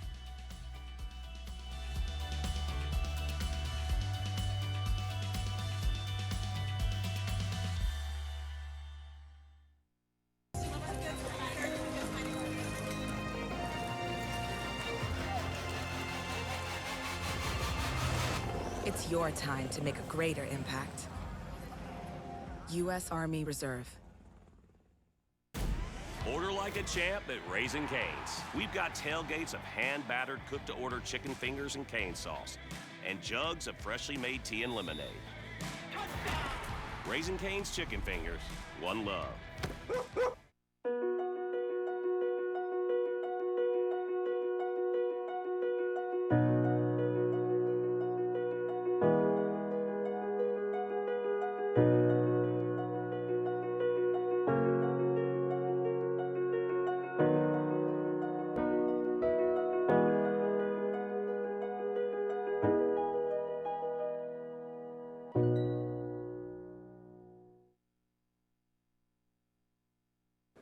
Yeah, so what happened out there tonight?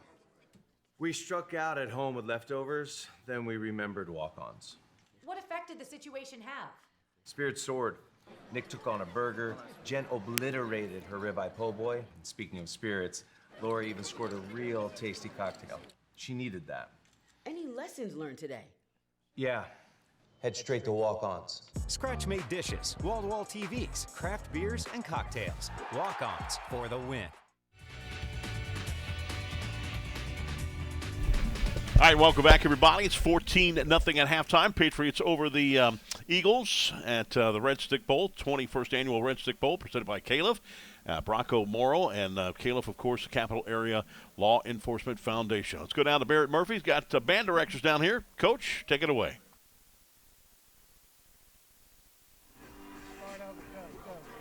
All right, Cody Thurber here. The Natchitoches Central Band came all the way from Natchitoches, Louisiana, the home of the famous meat pies, huh, Cody? Best meat pies in the world. Tell us a little about the band.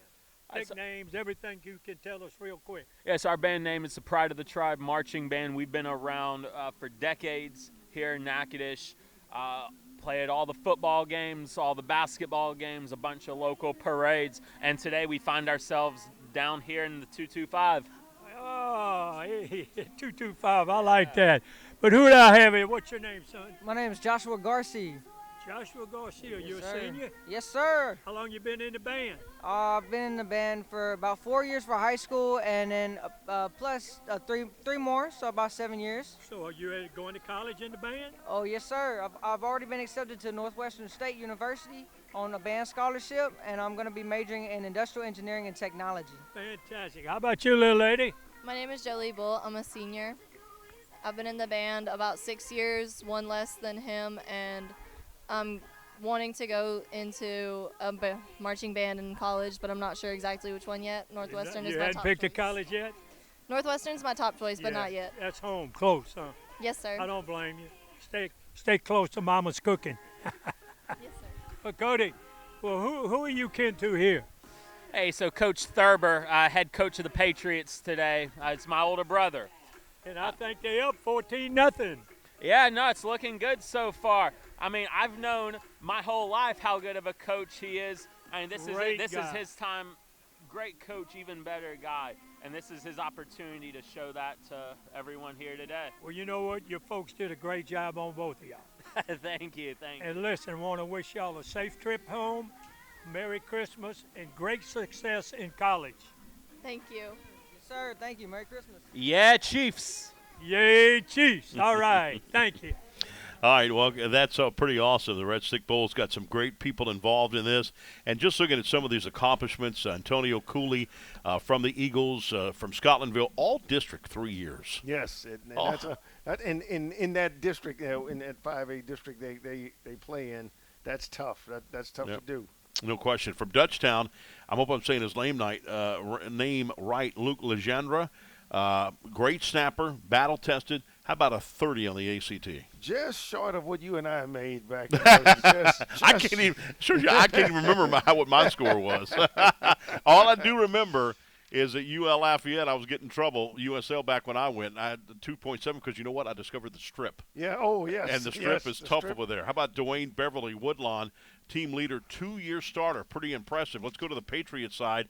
Patriots, Jeremiah Coleman, Struma High School, 83 tackles through 9 weeks. physical linebacker, first-team All-District 2023. This kind of guy, and 3.0 GPA. Yes, all around good football player and good student. You got some more right there, too? Yes, we've had a couple of guys from over on the Patriots side, and we've got, of course, Caleb Joseph, who has 1,865 yards rushing, Wow. 180 receiving. He made 10 tackles on defense. He's the 400-meter champion in that district. And, yes, he in only 9 games from Bel Air High School. Got over 1,000 yards in 9 games. He's got 1,809 games. 1,800? Yes. Holy moly. Yes. That is incredible. I mean, you look, if you get 1,800 in a NFL season. Yes, and we have Jackson Byerly from Parkview Baptist, who had a 28 ACT and 70 tackles, 4 sacks, 7 tackles for a loss, and he's all-district and academic all-state. Wow, that's incredible. Great athletes, great personnel, great coaches here today. It all makes the Red Stick Bowl what it is. And, of course, all of the guys over here at Pelican Sports TV, Jonathan, Marty, Greg, all doing a great job. We hope that Alan gets back here soon. He's a great guy. But Pelican Sports, just a big part of the Red Stick Bowl. We'll be back at timeout. We'll be back with the second half of action right here with the Patriots leading at 14-0. The 21st Annual Red Stick Bowl right here from Zachary High School, presented by CALEF, the Capital Area Law Enforcement Foundation. Back after this timeout right here on Pelican Sports TV.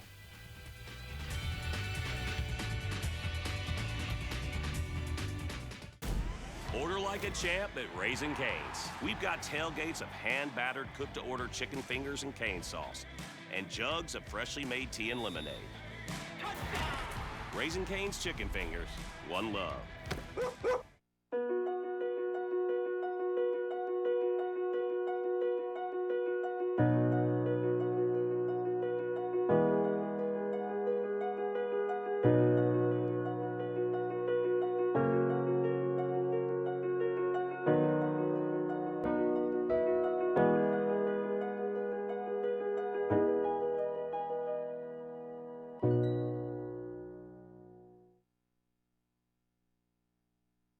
Football there.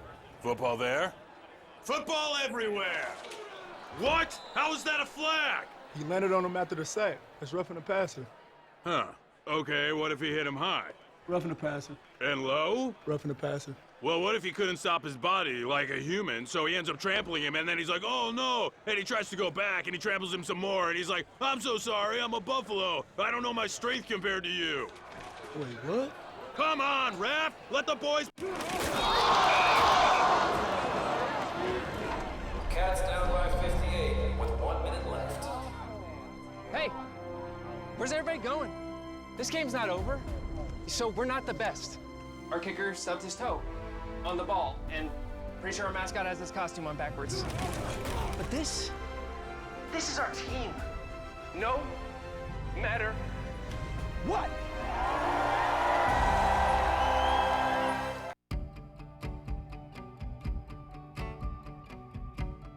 MMR is the industry leader in electrical, instrumentation, and technical services. With more than 50 years of experience, we pride ourselves in providing clients with the highest level of safety, service, and quality. At MMR, electrical and instrumentation services are not just a small division within our company. They are our business. We invite you to experience the MMR tradition of success.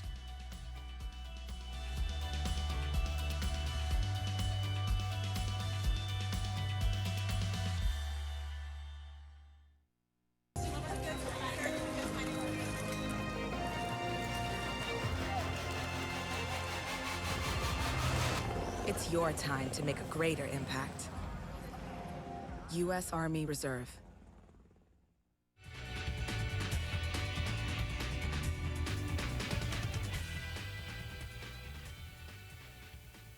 All right, welcome back, everybody, here from Zachary High School, the 21st Annual Red Stick Bowl presented by CALEF. That's the Capital Area Law Enforcement Foundation. Also want to thank, again, Acadian Ambulance Service. Acadian, by the way, if you're watching this broadcast and you're about to start college or what have you, Acadian is starting a new EMR and EMT class starting soon. So if you know someone that may be interested in becoming a medic, please visit becomemedic.com for more information. That's becomeamedic.com. Canadian Ambulance Service, such a big part. I was always proud back in the day. Mom lives in Ville Platte, Louisiana. Okay. So I'd always watch the KATC and the KLFY TV. So did I. And they always have the Canadian Ambulance spots on. And remember the drive they used to have, the membership drive? Membership drive every fall. They have the membership Was it every drive. fall? Yes. Like the Jerry Lewis Telethon, Yes. right? And so they'd have it every fall, and it was always amazed. And now these guys are all over the place. They're not Yes. just in Acadiana They're in anymore. Texas now, in the Beaumont area. They're Isn't that in crazy? yes, and from one ambulance. With, Unbelievable. Thanks to Catholic High School and to Mr. Ben DePalma, AD, for hosting the coaches selection meeting. Also Zachary High School Administration Athletic Department, Coach David Brewerton, am I saying that Yes, right? Brewerton, head coach and AD. Big coach, Miss Diane LeBlanc, athletic secretary for the use of the cafeteria, for the use of the Bronco Stadium, and Michael Tran, the IT director that's doing that big scoreboard up there. Do you see Yes. that nice screen? Great scoreboard, great Yep. screen. Gold Star Trophies. You can't say it enough about Gold Star Trophies for providing all of those great trophies. 50 years in business, located at 6220 Florida Boulevard, Baton Rouge. You know what I went to Gold Star Trophies. Mom and Dad were celebrating their 50th wedding anniversary. Yes. And I got them one of those nice glass things that you could actually put a picture, their wedding picture was engraved in there. Wow. Isn't that That's crazy? beautiful, yes. They couldn't believe it. For the first time, I think my mom was speechless because we presented to her at Gatlinburg. That's where we all went to Gatlinburg. And she was speechless when she saw that. But that's what Gold Star Trophies Yes. does. Yes, They that's do beautiful. unbelievable Yes, things like that. that's beautiful, And it was yes. always to get trophies. It was always great. My biggest success, I should have been smart enough and stayed in baseball and not go to football in the 7th grade because I was named 3-time MVP. And to get that MVP trophy like that Yes. at our barbecue. Oh, yes. Oh, my God. That was unbelievable. When you get a trophy like that, it's pretty impressive. It is. It is. You got the Heisman, didn't you? Oh, no. Oh, no.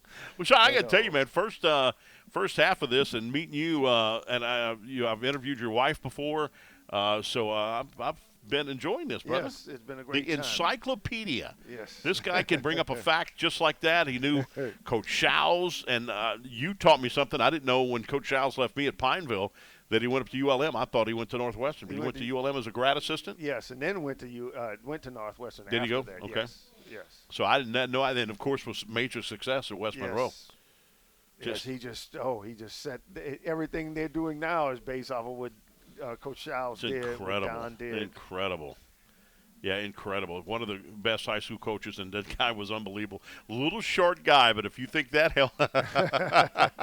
he took my helmet off and hit my friend who was a fullback, Cody Saucier, hit him in the head because he said I had run a good run. Coach, you can't do that today. No, you can't do that today. No, you can't do that. And I think it was Coach Smacker was talking the other day. We were talking the other day. Swacker, yes. Swacker, and talking about, Pineville High School with the big hills. Yeah, that's an Yes. onside kick to start it off. Oh, and recovered right there by the Eagles, but that was a surprise. Kind of like the Super Bowl with the Saints. Yes, with the Saints. With Sean Payton Open and it the up. Indianapolis Colts. Yes.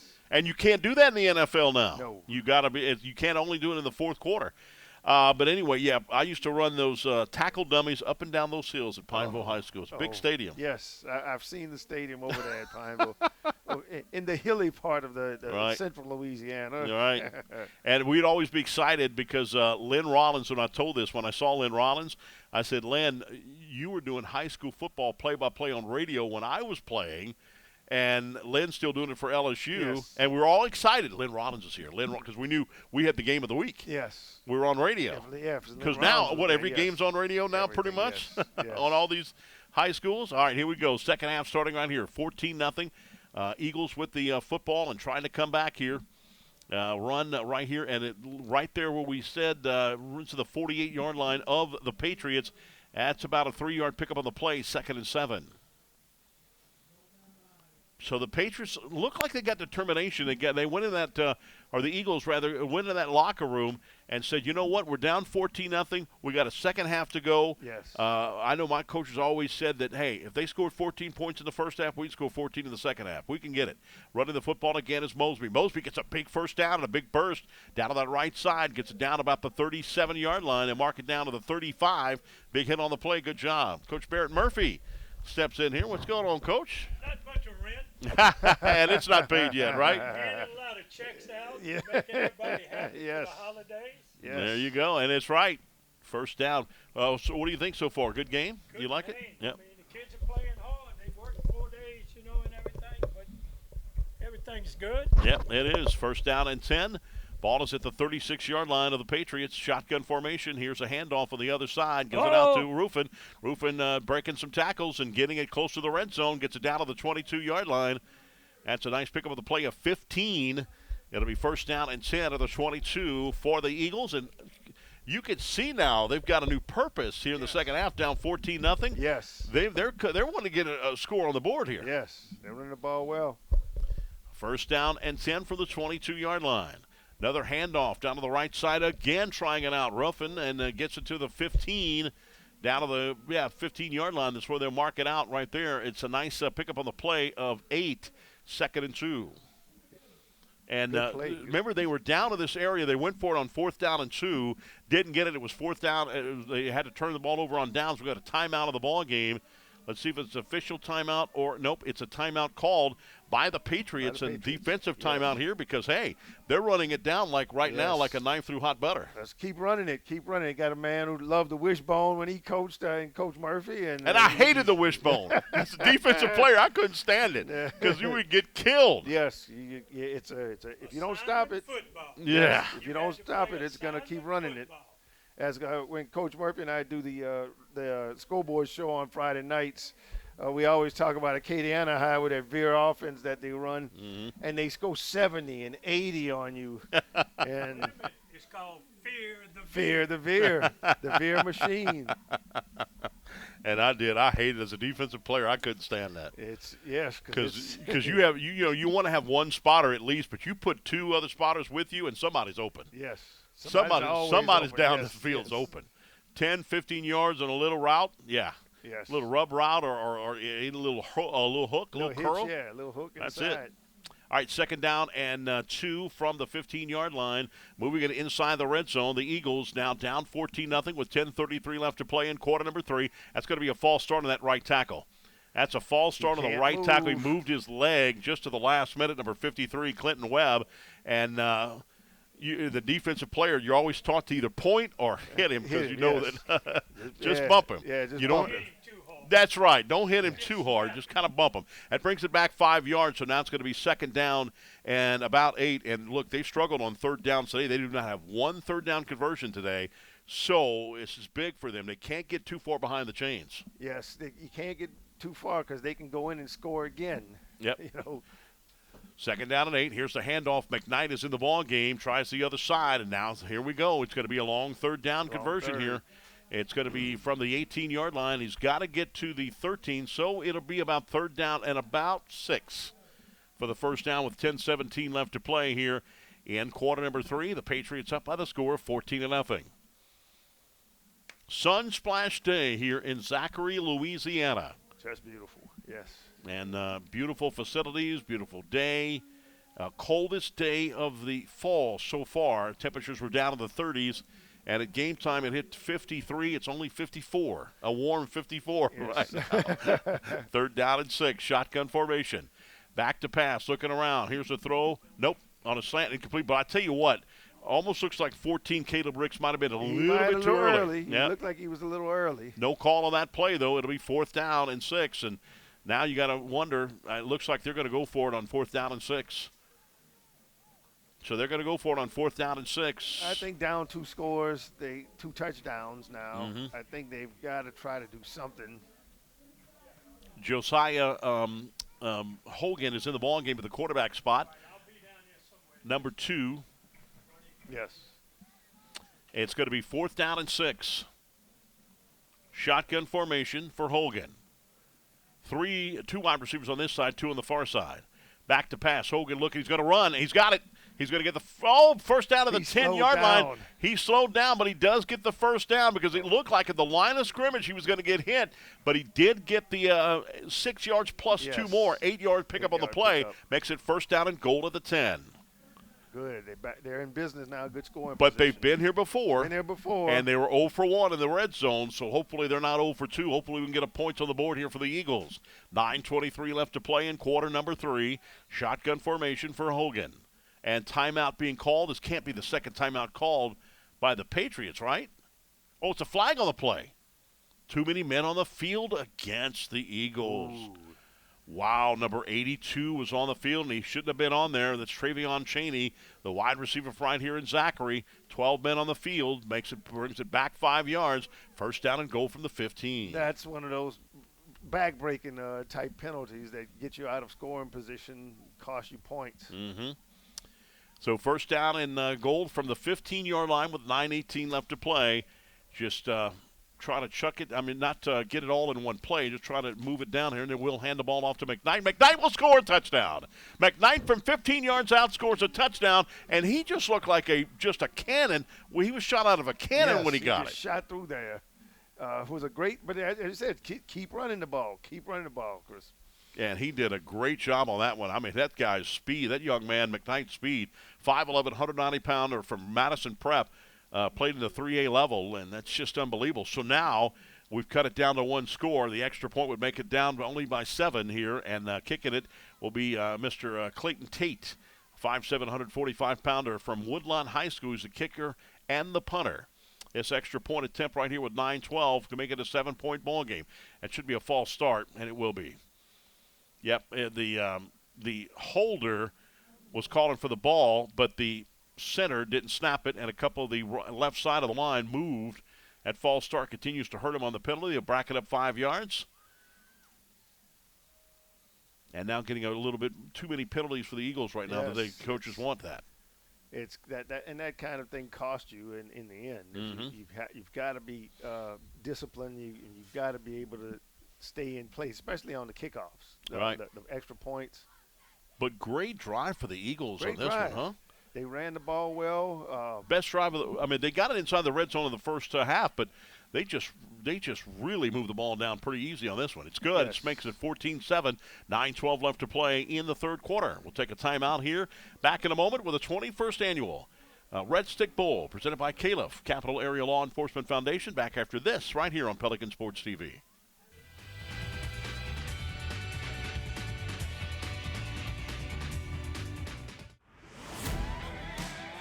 It's game day at Raising Cane's. If you want to order like a champ, forget about X's and O's. The only play you're running is chicken. So what combo are you picking? We've got tailgates of hand-battered, cooked-to-order chicken fingers and cane sauce, and jugs of freshly made tea and lemonade. This season is about to be unbeatable.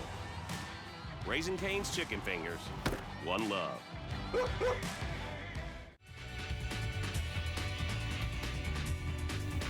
All right, welcome back, everybody. 14-7 now. We got a game. Patriots only up by 7 now over the Eagles. How about that? The Eagles, first drive in the second half, goes right down the field and scores. And I saw Jerry Horn, number 19, high-five one of his wide receivers and said, okay, now we got to get another one. Yes, now it's a game. Yep.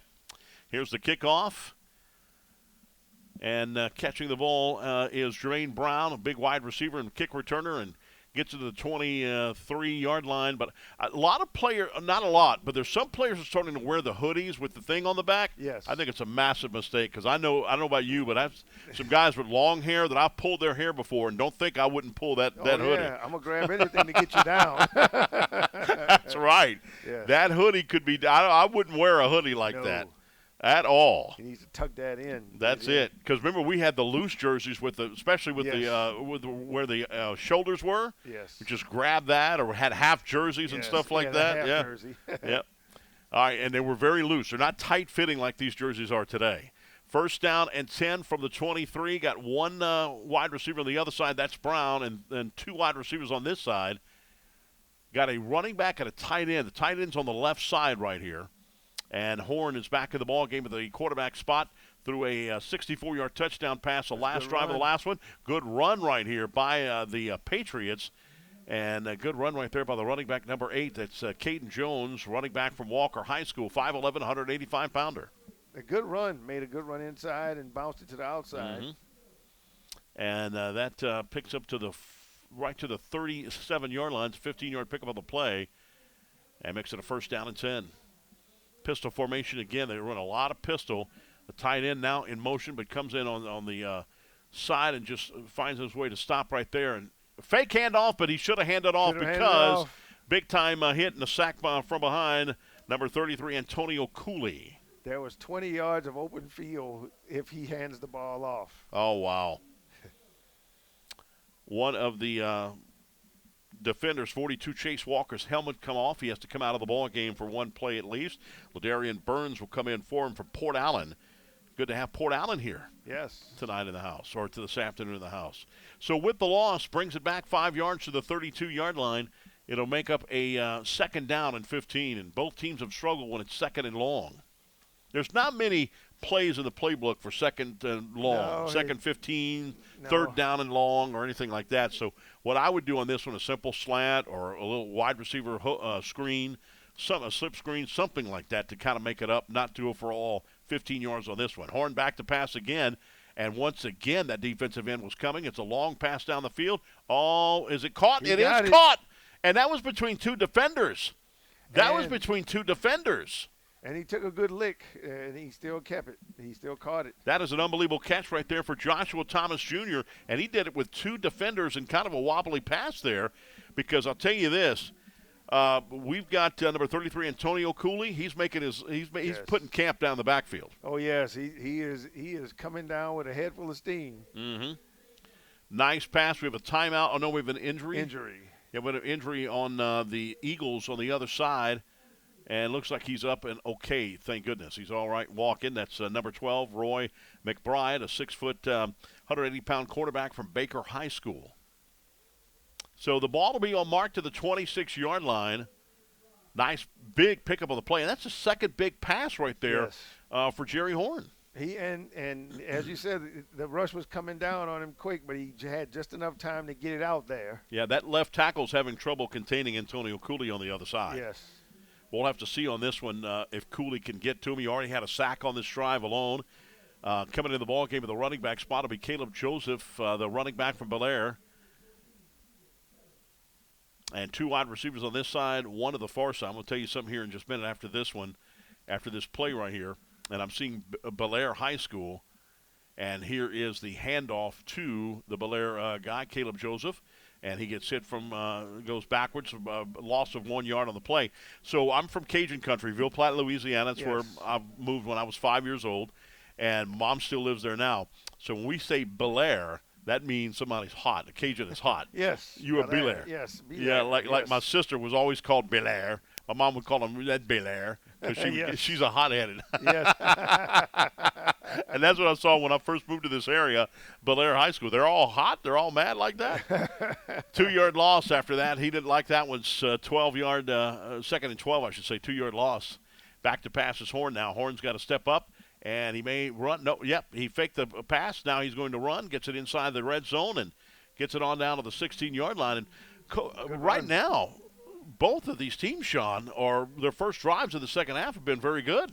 In most of these Redstick Bowls, the second half has always been the more exciting, and the teams trade places back and forth, and the scoring gets up. I guess the kids settle down and they start playing and start making plays. So it's going to be a 3rd down and 2 at the 6:12 mark here in the third quarter. Patriots with the ball. They have a 14-7 lead right now. And they have the football with Horn at quarterback, the Denham Springs native. He's got number 21, Caleb Joseph, in at running back still. And Joseph will get the football.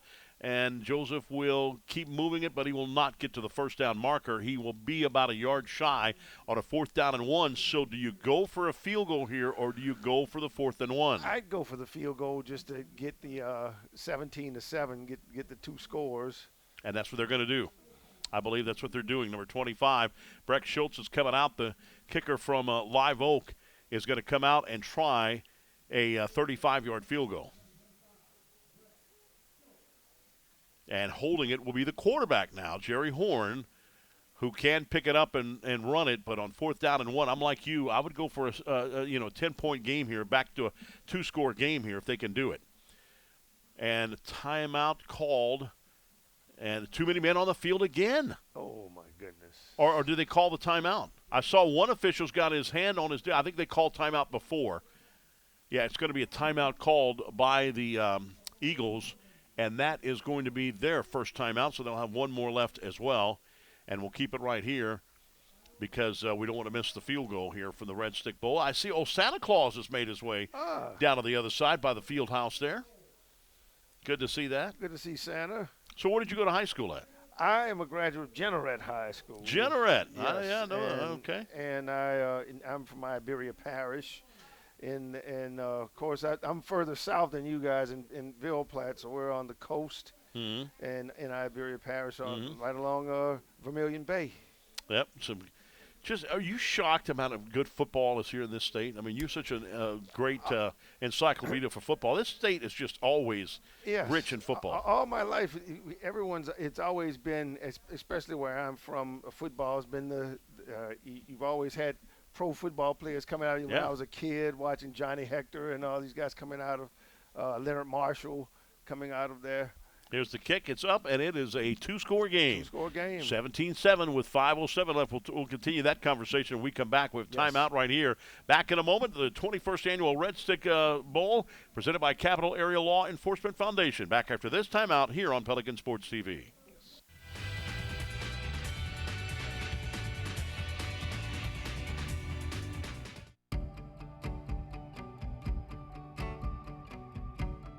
MMR is the industry leader in electrical, instrumentation, and technical services. With more than 50 years of experience, we pride ourselves in providing clients with the highest level of safety, service, and quality. At MMR, electrical and instrumentation services are not just a small division within our company. They are our business. We invite you to experience the MMR tradition of success.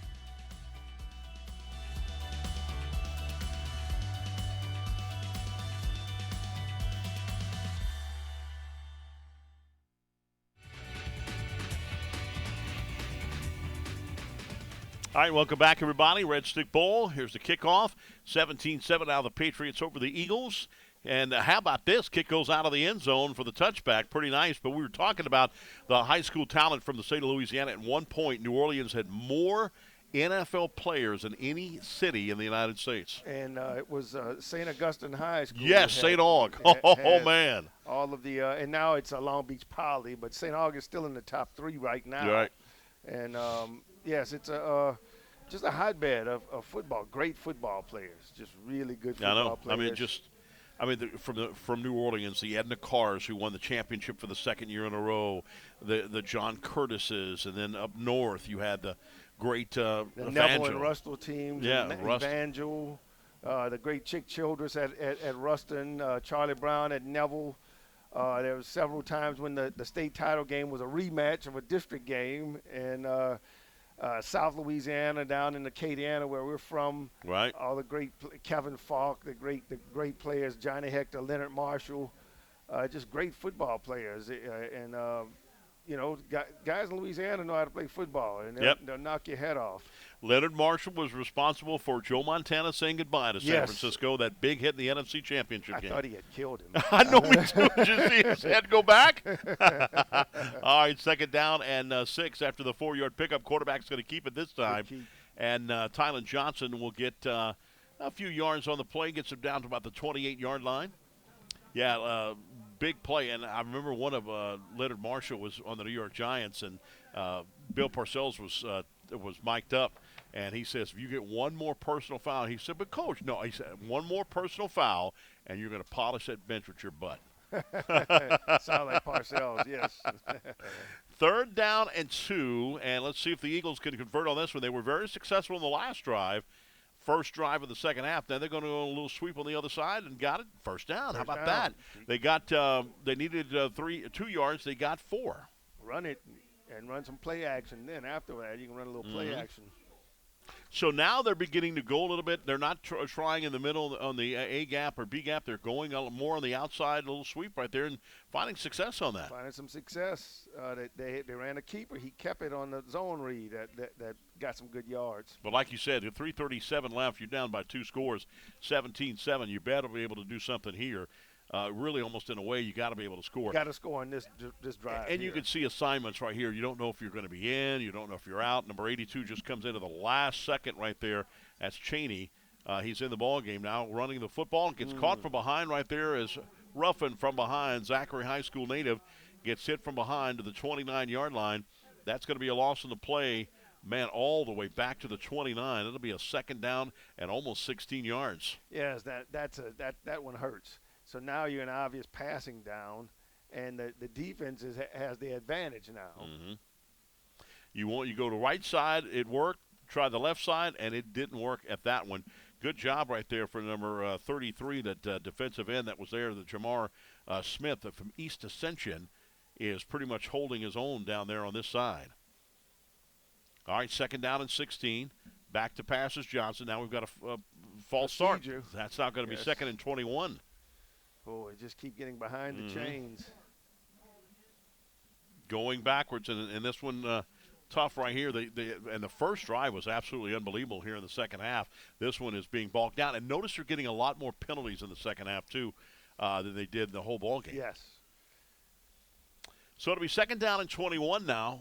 17-7, the Patriots on top of the Eagles, who have the football now. Both teams have 2 timeouts remaining of the ball game. 2:37 left to play here in quarter number 3. 21st annual Redstick Bowl on December 21st. How about that? Back to pass is Johnson. Johnson, nice pass, going to get the yards back and more, close to the first down. It'll be about a yard shy of the first down. It was a 20-yard gain, and they're going to mark him about a yard shy of the first down. Now they'll mark him down to the 40, so it'll be 3 yards shy. Nice 17-yard pickup on the play, third down and 3. Yes, good catch on third, a little dig inside. And that was their longest pass play of the ball game for the Eagles. Here's a handoff up the middle, first down. Looks like he's got a first down. That's great at the 45-yard line. So in a hole, got right back out of it with a nice pass play and a good hard run for 3 yards there for the first. Now you midfield, I give him a play action. Let's try to stick a knife in him. There you go. All right, so it will be shotgun formation again with 1:58. We're under 2 minutes here in quarter number 3. They're down by 2 scores, 17-7. And calling shotgun formation for Johnson. Johnson gets it. Now he's going to keep it himself. He's going to run it himself. Quarterback all the way in the RPO. And he's going to get about 2 yards on the play to the 47. It'll be second down and 8. And bringing him down right there was number 52. That is Kaysen Hill, the 6', 265-pound defensive lineman from U-High. Right on the outside of LSU. Second down and 8. From their own 47 for the Eagles, driving here with a little over a minute left to play here in the third quarter. The quarterback's going to keep it again. He's going to run it again, and he's going to get maybe 1 yard on the play to bring up a third down and 7. So a couple of the run option plays there, the RPOs, looked like he was going to hand it off, didn't, and instead kept it on himself, looked for someone downfield, and good coverage right there for the Patriots. So it'll be third down and about 7 yards to go for the first down. They got to get to the 45 of the Patriots. They're right now at the 48. Down to 39 seconds. Boy, this second half is just flying by. First down. Great job on passing the ball. That was a quick just pass out. And right there, number 15, that's Traylon Sepp. We haven't called his name out. He's a big returner, but he made a big catch right there. Great job. Just a simple little out route. Mm-hmm. He got it and got out of bounds. And nobody in his area. Like you said, an out route, just the cornerback, when you're playing that soft coverage, he was backing up. And by that time, the reaction, number 24, Ernest Mitchell, could not make the recovery. So first down and 10. Good run up the middle again. Number 4, that's Mosley, Tyrese Mosby. And Mosby gets about 4 on the play. It'll be second down and a long 5. Almost 5-yard pickup. Good 5-yard gain on first down. At the 38-yard line of the Patriots now. They're in the Patriot territory, but let's see if they're going to get one more play off with 10 seconds left here in the third. Down to 5 seconds. 4, 3. They will get a play off. Running back's got it. Gets it to the 35-yard line. That's a pickup of 3 on the play. We'll bring up a third down and 3 when we come back to the fourth quarter. 17-7 the score. The Patriots on top of the Eagles here in the 21st annual Redstick Bowl here from Zachary High School, presented by CALEF, the Capital Area Law Enforcement Foundation. We'll be back after this timeout right here on Pelican Sports TV.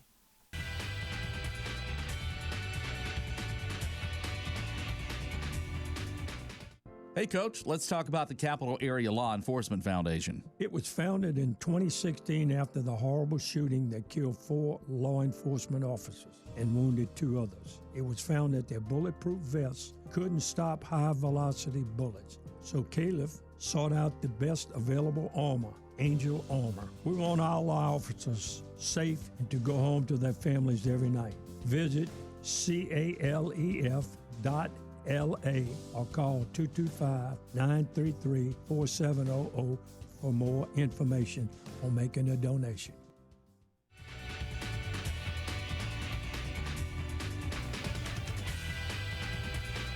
Welcome back, everybody, and Sean Nelson here talking about his playing days. Do you miss it at all?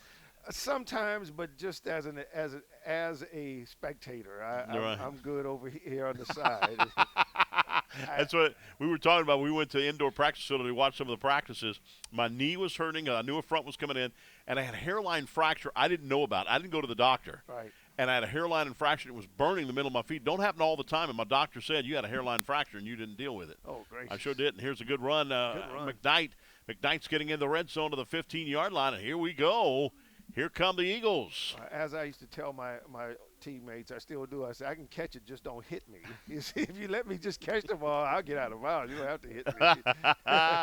Yes, indeed. All right, here is going to stoppage play again. Dead ball foul. And it's going to be another false start, a 5-yard penalty called on the Eagles. And, again, continuing to hurt themselves with penalties. Now to be first down and 15 from about the 21-yard line. And this is something. So do you expect this with penalties like this in a game that's like you haven't played, your continuity's not all there? It hasn't. Some of these in the second half, usually the penalties haven't been as much as they are now. I think this is a one-off. Because usually the kids just start playing, and the referees will start letting them play a little bit. And it's a fumble, picked up right there by the Patriots, and he's going to go to the house. He's going to score a touchdown, and just like that, momentum will change. Number 22, Jackson Beverly, linebacker from Parkview Baptist, scores the 6 on a pickup, and that's just unbelievable. A scoop and score. Scoop and score. Got to protect the football. 23-7 the score as Tyler Johnson, the ball was snapped kind of in a bad spot for the Eagles. And what happened was he just kind of gingerly was trying to get it, but he didn't realize here come the Patriots, and they got it, and they scored 23-7 with 11-17 left to play in this ball game. And that turns the momentum around, and it really is a backbreaker because it's as they say, almost a 14-point swing from the touchdown for them now, a touchdown for you, and it's just a back-breaking type. You got to protect the football. Can't turn it over. Momentum changes just like that. Big touchdown there for Jackson Beverly. Took this one 80-plus for the score. Big-time hit on that one. And the coaches are talking about something down there. I'm not sure what they're saying. They might be saying that maybe the quarterback was down maybe before he picked up the ball. No, I don't think so either. There's no replays, so there's nothing they can say about it. It's over. This play is over. It's a touchdown. Now, are they talking about can he advance it? Yes, he can advance. That's what I'm thinking, too. I know the rules are a little different here at the Redstick Bowl. You know, and it's just something like that as we were talking about. That wasn't a special teams play, but that's something I told you when we were there. The first question I asked Nick Saban when he was at LSU about special teams. Why does he put his special players in special teams as wide receivers, starting wide receivers and what have you? And he said, hence the name of special teams, to change momentum just like that. Just like that right there. That's going to be tough for the Patriots, for the Eagles, rather, like you mentioned, to come back from. Yeah, it's hard. And with 11-17 left to go in the game, and now you have to score, 3 times now. You score 2 touchdowns and you're still behind. So you're going to have to score 3 times. And here's the extra point coming right here for number 25, Schultz, with Horn as the hold. Kick is up. It is right down the middle, and it's good. And it's 24-7 with 11:17 left to play here in the ball game. The Redstick Bowl 2024, the 21st annual Redstick Bowl here in the December 21st. Take a timeout, back in a moment. You're listening and watching the game on Pelican Sports TV.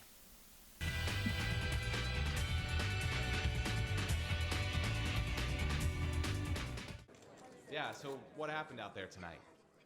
We struck out at home with leftovers, then we remembered walk-ons. What effect did the situation have? Spirit soared. Nick took on a burger. Jen obliterated her ribeye po' boy. And speaking of spirits, Laura even scored a real tasty cocktail. She needed that. Any lessons learned today? Yeah. Head straight to walk-ons. Scratch-made dishes, wall-to-wall TVs, craft beers, and cocktails. Walk-ons for the win.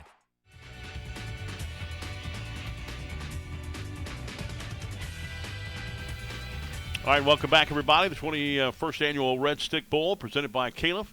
That's Capital Area Law Enforcement Foundation. I'm Chris Powers. Good to have Sean Nelson here, my man. Yes, thank you, sir, for being here. I'm glad to be here. Yeah, I'm glad you're here as well, my man. I call him the encyclopedia of high school football in the state. This guy knows almost every player, but a lot of coaches. Another deep kickoff. Boy, that's something you don't see in high school a lot now, No, right? Not a lot. Not a lot of end zone kicks. This guy's got a great leg. Yes. Number 25. We're talking about him again. I mean, this guy has gotten all the extra points and all the field goals. Breck Schultz got a field goal and all the extra points in this ball game here. Yeah, that's a good 3 extra kicker. points. Yep. And just a very good leg right there. I almost thought at one point in time that the art of field goal kicking was out. I did it a couple of times at Pineville my freshman year, and I did it like Mosley. Remember Mosley for the Redskins? Straight ahead. Straight ahead. I did it just like Mosley did. Our punter, I forgot our field goal kicker, I forgot whether he was out or something, discipline. I can't remember what it was, but I kicked a couple of times and kicked in the freshman team as well. And out of bounds, no pass complete. I had a fun time at Pineville High School. Pineville's a great, the home of the Rebels. Yes.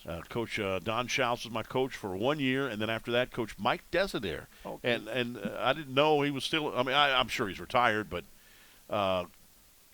we were talking about him the other day. Yes, we did. Yes, I've had some teammates from Pineville, and some of them now are still back living in Pineville. Oh, wow. Yeah, good catch. And ball caught across the 40 to the 42. Caught right there by number 16, Jalen Williams, the 5'7", 170-pound quarterback from Baker High School. Gets it down, first down and 10. Pineville had a great baseball program at once, and also wrestling wasn't big there. It was weightlifting. Yep, it was a power meets. Sinline's gotten better with Ash, the success Yeah, of how about Ash Ash? this year, yes. Even though they got drubbed by Edna Carr, here's a long pass down the field, and he had a step on him. Had a step on the cornerback, number 82, Travian Shaney, was beating the DB Spurlock for a moment, and it's going to be a second down and 10 after that long bomb. But, Ash, we called him Ash's Trash back in the day when I was at Pineville. I think with Coach Bachman at Ash, he was at Evangel for some years. Oh, wow. He was the head coach of Evangel and for some of their state championship teams, and I think he's got a good combination now at Ash. Good to have them in the championship game. Breaking a couple of tackles, making it big was Ruffin. DeCavio Ruffin, I'll get it out right, 5'6", 170-pound running back from Zachary. Those are always the toughest guys to catch because they're so low to the ground. Yes, and usually they're stocky and they're all shoulders and thighs. Yeah, and so you try to tackle them with your shoulder pads, and that's the no-no. You got to tackle them around the behind where you get them in the legs, the feet, or the waist. That's right. The waist has always told me, and Schaus would tell us that. The waist never lies. The shoulder pads, you can out-juke a guy on shoulder pads, but the waist never lies. Where that waist is going, that belt buckle's going one way, he's going to the left. He's going that way every single time. First down on that one, by the way. Good first down and 10 of the 10-yard run. First down and 10. And quarterback is Victorian in the ball game. And he had intercepted again. Off the deflection right there. Travian Spurlock got it on the deflection. It was intended for number 18. That's Hargrove, and he dropped it, and with it, it's the ball goes back to the Patriots, and the Patriots now with 9:42 will try everything. Now you can probably see a run-fest game right here, game plan. Start grinding the clock. Start grinding it to get out of here.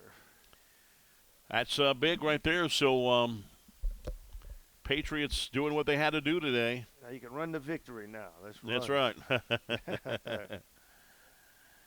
First down and 10. Ball is going to be marked right at the 30-yard line of the Patriots, but they have the lead 24-7 with 9:42 All right, left to play. Coach. All right, Coach David Swack, honorary coach, the one and only, the Swack. What's up, David? Well, let me just tell you what I've done now. I've redefined, just like they redefined select and non-select for LHSA, I redefined what being an old retired coach is. And this is it right here, baby. Doesn't get any better. It doesn't get any better. All right, Coach, what you got to say? We don't say old retired. We say experienced. Still working. And some of us are very experienced. Oh, thank you, Coach. Oh, look, and I'm not going to say nothing. That's a double negative. Oh, Lord. God almighty. What's the next question? What's the next question? Yeah. What are you doing in retirement? I work 1 day a week at Pelican Point. It is the greatest thing that I've ever done in my life. You know why? I see 1,000 people every day. Coach, what's going on? Hey, Coach, how's it going? Coach, come here, man. Let's talk a little bit. It's better than any medicine you could take. And my wife and I do a little bit of traveling, not much. And, of course, I have my last grandson's at Notre Dame with Crowley, and he is a freshman on the football and basketball team. Right. Wonderful, wonderful. Coach, anything else real quick? No, we just have another great game, great weather. Great weather, great game, and our little cheerleaders over there. Hey, we love them. Even though y'all are Gators, we love you. The Gators will never be defeated. Don't ever forget that. All right, thank you. Coach Tracker, about 48 years in the business, huh? Yes. Santa Maria, was it Menden? We talked about that the other day, and just he's been you can't miss him. He's so big, and just an unbelievable coach. Yes, highly successful at Santa Maria, and was one of the first adapters of the spread and the spread offense in the area. And about 6'6", I think is. He's big, and just boy, when they play in the pit, it's unbelievable. Yes, huh? They're tough to beat in the pit. Yep, just unbelievable. Here is the quarterback tried to keep the ball, and he got tripped up, and it will be a loss in the play. It makes it second down and about 14 with 9:19 left to play in this game. And, boy, this game was gone by fast. It has. It's usually 2 hours and 7 minutes right now we've played. Sometimes it's sundown before we ever get out of here. So, yes. That's indeed. Second down and 14 after the 4-yard loss from Horn. After it looks like he was going to try to keep the ball himself. Got one wide receiver on the far side. Got two on this side. Tight end is in tight on the right side. Got his running back in as well, and he goes into the pistol formation.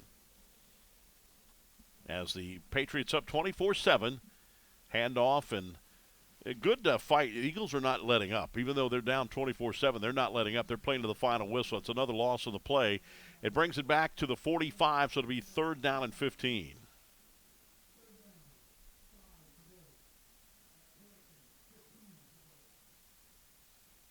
So, and the quarterback, let's see if he's going to stay in, or they'll do a wildcat. No, he's going to stay in. He'll probably hand the ball off, though.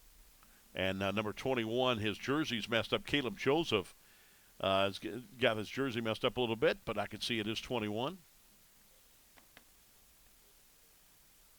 And those back flaps, I don't believe you had those back flaps either, did you, back when No.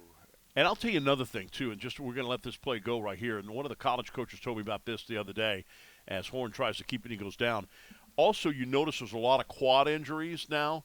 A lot of shoulder injuries, I want to say. Shoulder injuries because everybody seems to be wearing either the kicker or the quarterback's shoulder pads now. Yeah, they're not wearing it. No. Well, I think they felt that it was better for the pads to be flat against the shoulder. Right. I'm not. Helps not so with sure. speed and Yes. everything else of that nature. Also, knee pads and thigh pads. Look at the knee pads. Look at Garrett Nussmeier wears his knee pads almost where his thigh pads Yes, would be. Yes, I don't that understand I would never that. Do. That I know. I would never do. I mean, I just that's unbelievable to me. And us coaches, for college coaches, we're talking about that, and that's a lot of injuries are coming.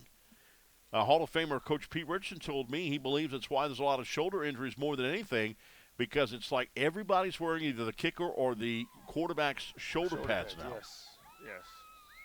Another player has to run off, and it's too many men on the field. It's going to be a flag against the Eagles. That's about the third one they've had illegal participation there. Yeah, if this were a regular season, that kind of thing would just drive a We'd coach be running up the wall. Yes. suicides Yes. the next week. Yes. We'd be running suicides. 4th down and 12. And the Eagles waiting on the punt, and here it is. It's a short, high punt. Takes a bounce. That'll be caught on the bounce, and he got lit up. Got leveled. On the other side. And it will be 6:45 left to play in this game. 24-7 the score here at Zachary High School. Now they're in an obvious throw position now. Mhm. They have to throw it, and that gives the defense the advantage. That's it. Some good-looking athletes here today. Very good athletes here today. And wish them all the best on the future. Thanks to both coaches have done a good job today. Yes. Coach Williams on the other side and was a Southern wide receiver. And told me he played his last year was the 1993 National Championship year for Southern. Yes. That's Coach Pete Richardson's first year. Yes. All right, shotgun formation. I'm shocked they've even got a running back in the backfield. 2 wide receivers on each side for the ball game total. Long pass down the field, and almost. That was right there by Allen. Almost had a good chance to catch it, but jumping up and knocking it down for the Patriots and hurt a little bit. Is that number 11, Kenneth Hawkins? I think it is. Knocked that ball away. Yeah, it is Hawkins. Hopefully he is okay. He seems to be okay. He's going to stay in the ball game. If you put it out there just a little bit more, that was a touchdown. Mm-hmm. That's actually 13. Hayden Evans, 5'11", 170-pound defensive back from St. Michael's, and he sacrificed his body to dive and knock that ball away. That saved a touchdown. Yes. All right, 2nd down and 10 after the incompleted pass from their own 25. Here's a handoff to the Eagles, and cannot break the tackle right there. Good tackle on the part of the Patriots. Number 22 made the tackle on the play. Jackson Beverly, the linebacker, 6'1", 210-pound from Parkview Baptist. And the Eagles were used to have the game at. Yes. The Redstick Bowl was at the Eagles. And he the touchdown score, the scoop and score. Mm-hmm. He's played a good game.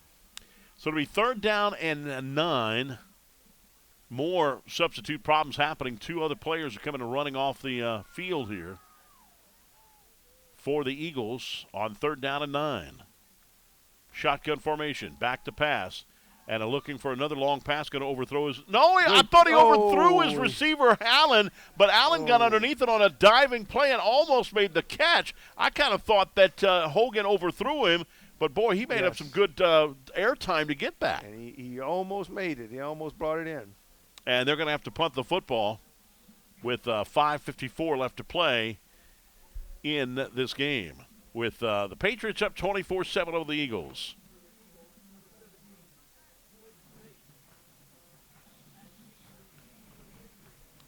And coming in to punt for the Eagles, number 17, Clayton Tate. And he'll stand back at his own 13-yard line. Another player coming in at the last second for the Eagles. That's number 50, Jacoby Patterson from Capitol High School. And another player coming in, too, one of the Gunners, number 33, Antonio Cooley. So they had 9 players on the field. Here's a punt. You're going to let it take a bounce, take a big Eagles bounce, and go around inside the 25 to about the 24-yard line. That's where they'll mark it out right there, 1st down and 10 for them. still think you grind the clock, run the clock out. Well, you and Coach do a high school show every week out here? Yes, we the Schoolboys show, which is a show that Coach Murphy and Coach Fred Allen did for years and years and years, and this is my second year doing the Schoolboys show. I had been associated with it, helping with scores, and for about 5 years before that. And yes, Coach, we have a good time on WJBO 1150 on Friday night from 9 to 11. And yeah, we have a good time. We try to cover the whole state, and we go up to Monroe and talk to the folks up there about the scores up there. Oh wow! And it's a good time. I got to listen to that because I'm just not telling you that because you're here. You know so much about high school sports. It's unbelievable. Right. You know these coaches and all that stuff.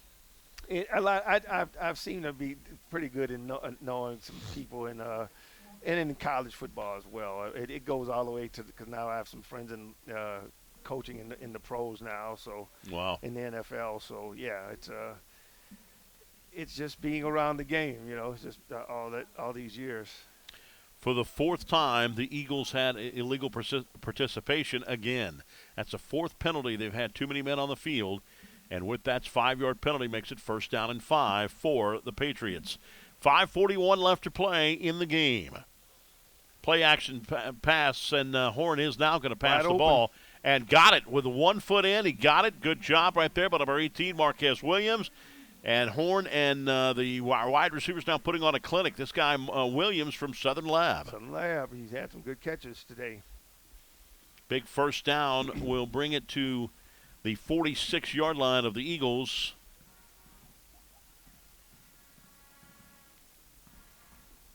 That was a 29-yard pass play. Keeps the ball. Mm-hmm. And does stop the clock for a sec, but we'll take the 1st down. Both teams have 2 timeouts remaining. 24-7, the Patriots on top here in this ballgame. Another play-action pass. And here's a throw. Oh, that's pass interference. Yes, indeed. That's going to be a pass interference right there. And he had no reason to do that. Malik August is the guilty guy. He is from Baker High, 6 foot, 200-pounder. He had no way because that was going to be an over the head of number 18, Marquise Williams anyway. But he pushed him at the last minute, and that's a 15-yard penalty. And really unnecessary. Mm-hmm. You had him covered. And the ball was overthrown. And are you kind of shocked with them airing the ball out?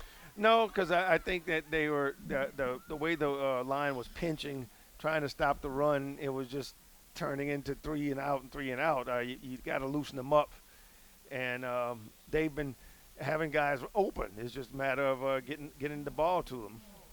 Brings it to the 31-yard line. 1st down and 10 right there. As the Patriots are up by 24-7, but they're looking to put a statement in the last 5 minutes and 24 seconds. They are the gray team as the white team are the Eagles. Here in the 21st annual Redstick Bowl. Another play-action pass. Almost a pick six right there. That would have been a pick six all the way.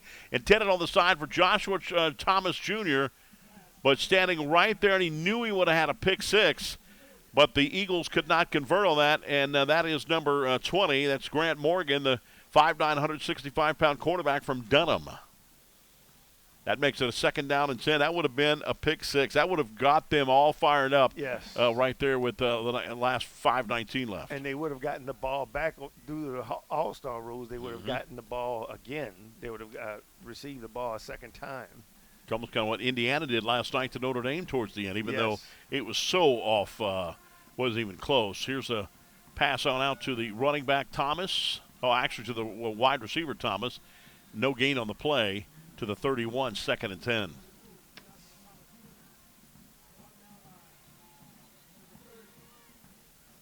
And that's tackle by number 30, Mikel Toussaint.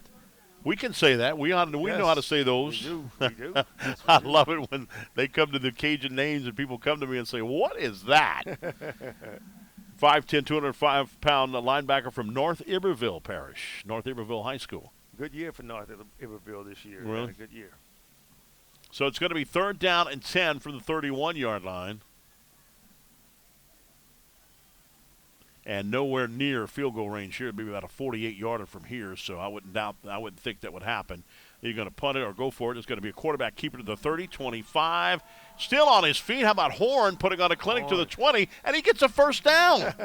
He gets a first down on his legs, first down and 10. At 6'2", 205, he used his body, and he got the first down. Wow. Is that a combination when you're carrying guys like that as a combination, and he comes up limping? He's hurt.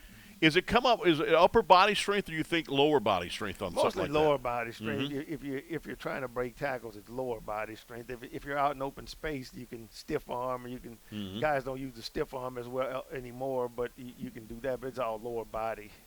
Back in the ball game, number 48, Troy Silv from Walker High School. He's 6'3", big guy. He's in a pistol formation. Gonna play action pass. Here's the throw, a little hook, and got it complete inside the 15. That pass was complete to Kenneth Hawkins. Just turn around when we talk about a hook. Just turn around, stop, and come back. Bam. Yep, that's it. It's wide open. Little stop route. And because the defensive back is still in the back, think he's going. You're flying down the field, and nope, you just turn around and a little curl route. Pretty good. And is Horn back? Yeah, Horn's back in the ball game immediately now. And Horn's played most of this game right here. I don't know if it was a calf injury there or an ankle injury. Looked like an ankle. Yep. He ought to take it from me as a penalty against the Patriots. I don't know what that was for. If he ought to take it from me, don't play with a twisted ankle. It'll hurt you when you get 55 years old. I told my son, Marine, I said, son, no, you got a twisted ankle. Do what the doctor tells you. Have it laid up, elevate it up. Because when you get 55, brother, you'll know it. First down and 15 from the 25 after the penalty. Here's the handoff out to number 21, Joseph. Joseph gets caught from behind, but urges back to the line of scrimmage to the 25, and it will be second down and 15. They're going to eat at South. Okay. Oh, just fine. Okay. All right, so it will be second down. The yard mark over there, unless there's a penalty. Is there a penalty with 3:09 left? It is a penalty. Personal foul called against the Eagles right now. So that's a 15-yard penalty, and that's going to bring up a first down. Be first down and 10 at the person goal to the 10-yard line. I do not know where that personal foul penalty was on. I didn't see it at all, but it'll be first down and goal at the 10-yard line. Up 24-7 with 3:09 left. The Patriots trying to drive on in for another score here. Home of the Broncos, beautiful turf. How old is this turf? Do you know? No, I don't.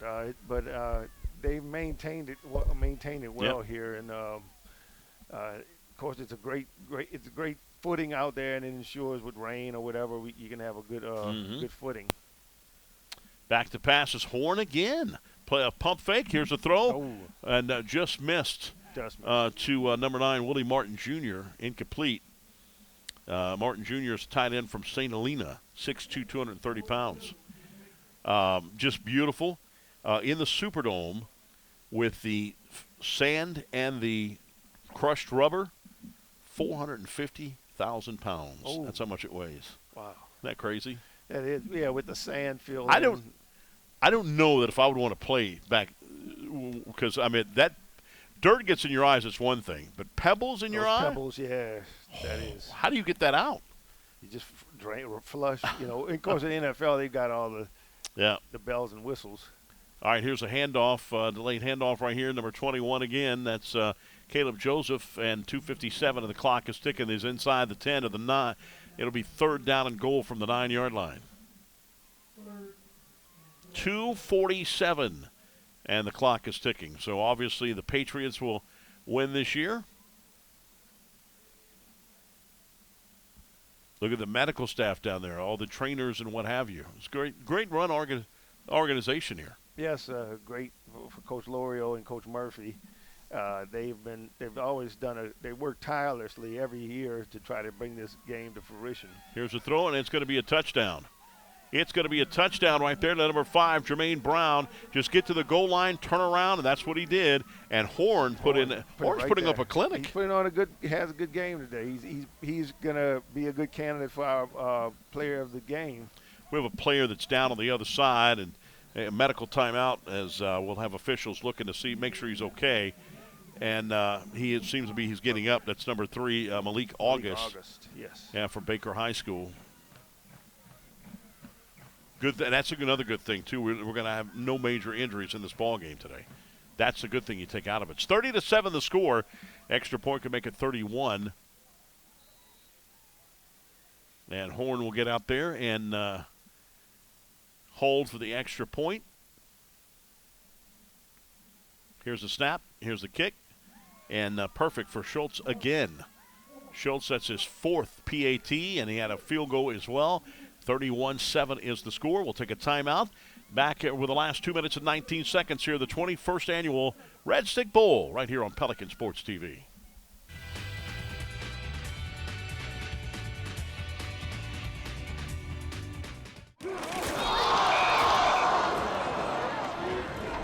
Cats down by 58 with 1 minute left. Hey, where's everybody going? This game's not over. So we're not the best. Our kicker stubbed his toe on the ball, and pretty sure our mascot has his costume on backwards. But this is our team. No matter what.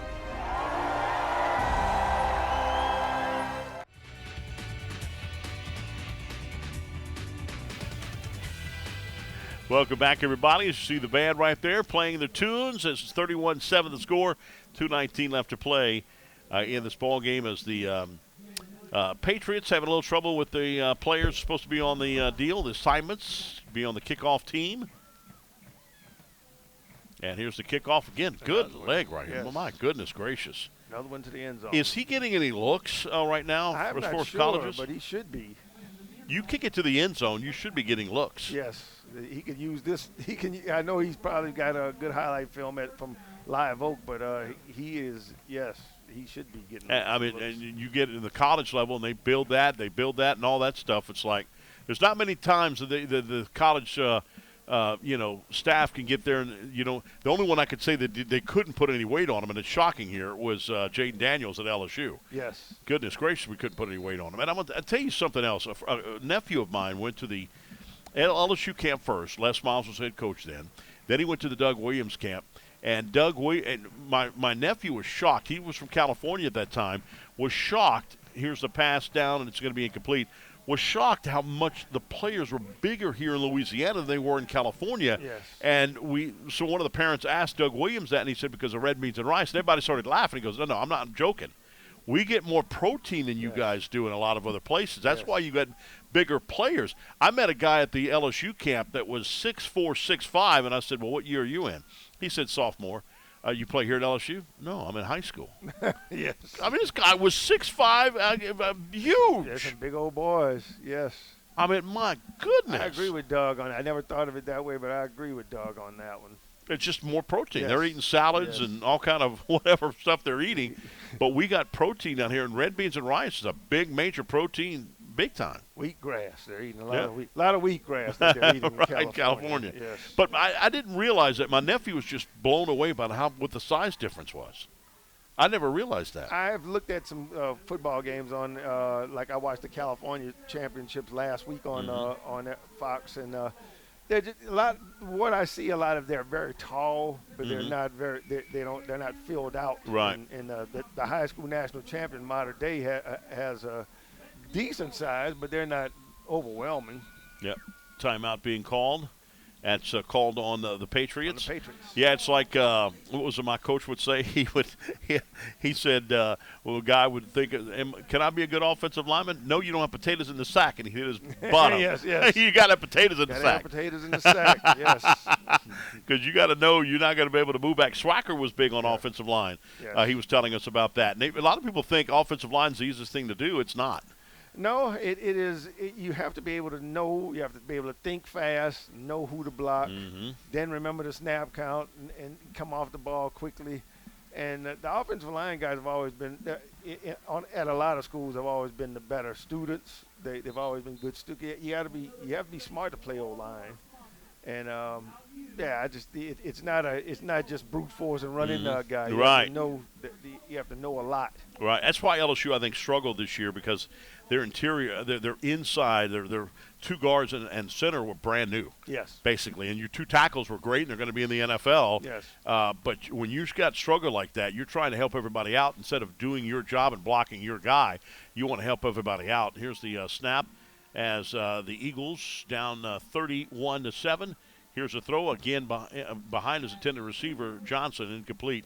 Another thing that was big, I heard on the air the other day, and I didn't know this, but Bill Walsh says that the former great Bill Walsh, who invented the West Coast offense, said that quarterbacking is the hardest position to play in any sport. Do you agree with that? I agree, wholeheartedly agree. Yeah. That is the one position where if you have a injury or if you don't have a good one, it shows. Mm-hmm. You can have a team of all-stars and not have a good quarterback, and it will show. It's the hardest.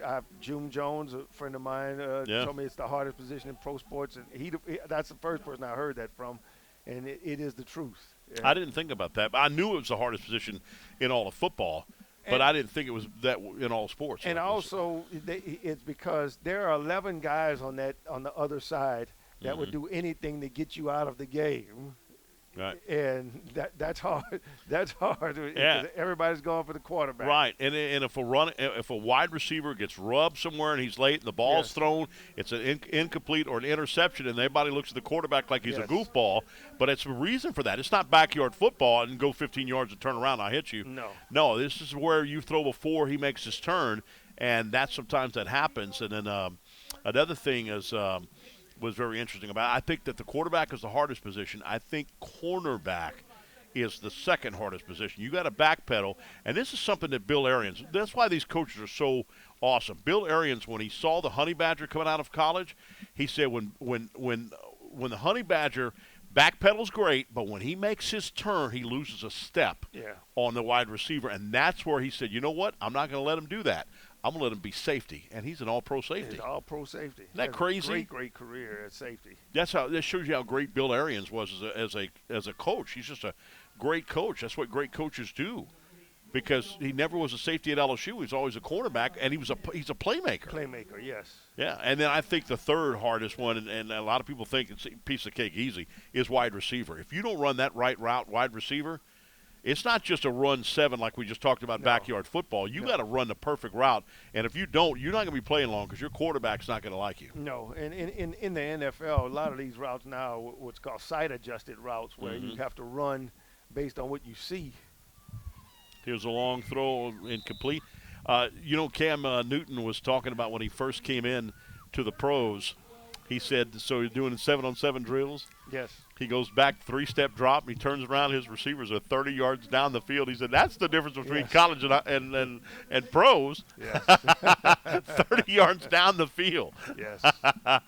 1:06 left to play here in the Redstick Bowl. 31-7 the score. The Patriots on top of the Eagles, and they've got the football now. It's going to be third down and about 13. Patriots, the gray team, and the Eagles, the white team here today. Horn. Run out the clock, yes. A little handoff. But look at this. Looks like Craig Ironwood Hayward running the football here. First down. Down to the 40-yard line. That's a first down. That's a pickup of 15 on the play. He needed 13. He got 15.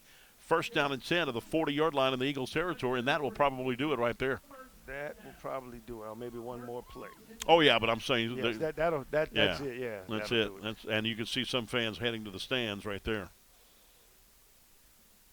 Shotgun formation, another handoff right there, this time to Harvey. Running back out of Dutchtown, gets it to the 39, down to 35 seconds left. Nobody calling a timeout. Both of them have, the Eagles have 2 timeouts. The Patriots, shockingly, have only 1. And one more play will be done, and that'll be it. And do they call another timeout here? Nope, they're going to let the go-ahead run out.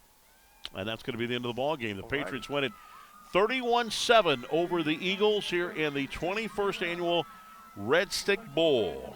presented by our friends at CALEF, the Capital Area Law Enforcement Foundation. We'll be back to wrap things up here right after this timeout here on Pelican Sports TV.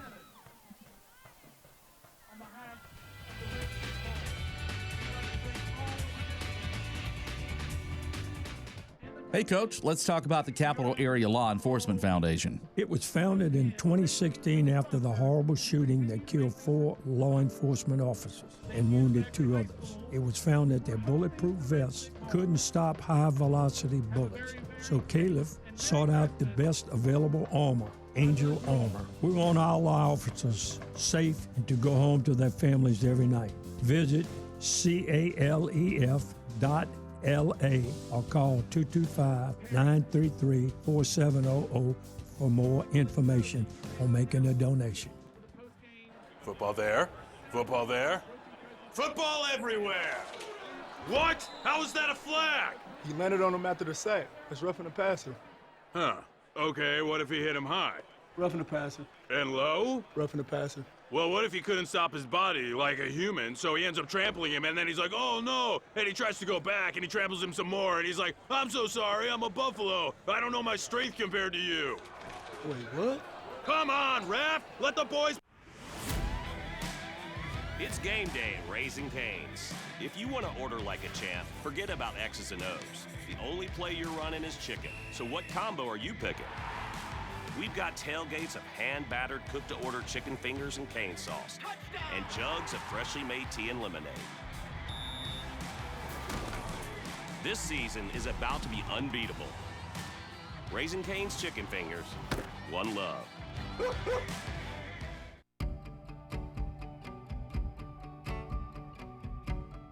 MMR is the industry leader in electrical, instrumentation, and technical services. With more than 50 years of experience, we pride ourselves in providing clients with the highest level of safety, service, and quality. At MMR, electrical and instrumentation services are not just a small division within our company. They are our business.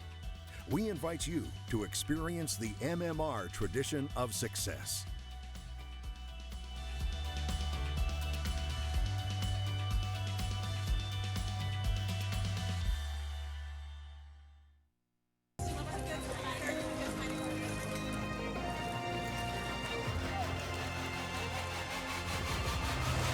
It's your time to make a greater impact.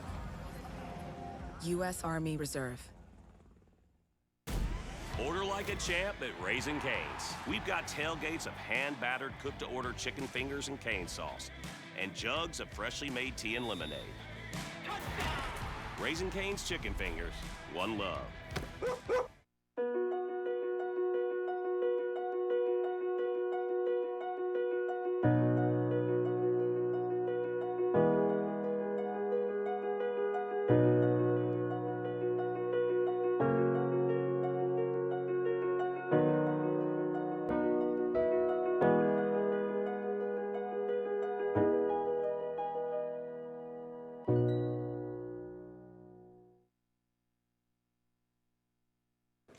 Yeah, so what happened out there tonight? We struck out at home with leftovers, then we remembered walk-ons. What effect did the situation have? Spirit soared. Nick took on a burger. Jen obliterated her ribeye po' boy. And speaking of spirits, Laura even scored a real tasty cocktail. She needed that. Any lessons learned today? Yeah. Head straight to walk-ons. Scratch-made dishes, wall-to-wall TVs, craft beers, and cocktails. Walk-ons for the win.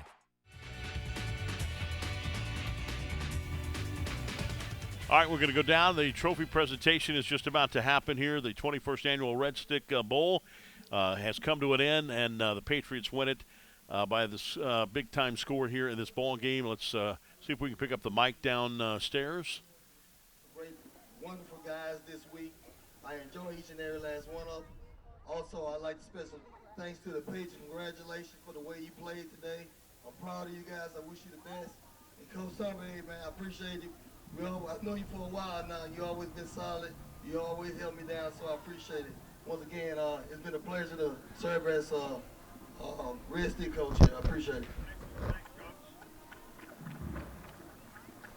Coach Barrett Murphy, a few quick words.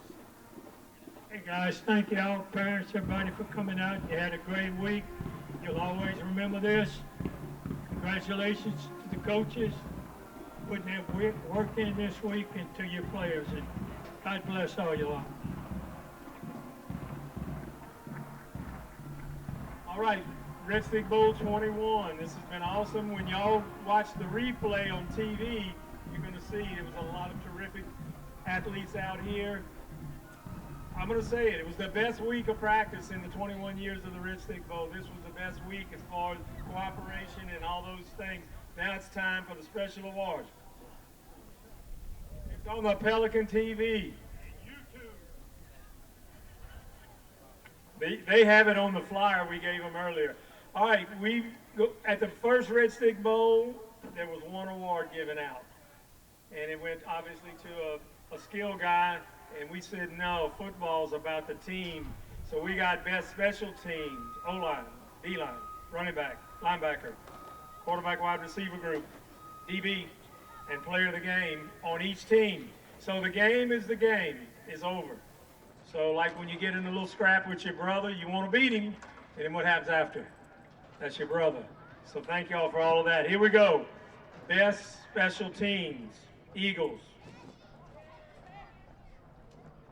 81, Luke Lejean, Dutchtown.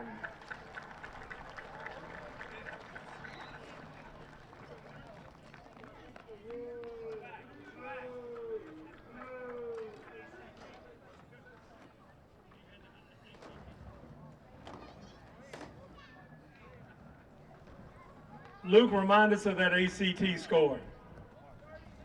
30 in the ACT. And he can play ball. Great job. Patriots Special Teams Award. Brick Schultz, Live Oak.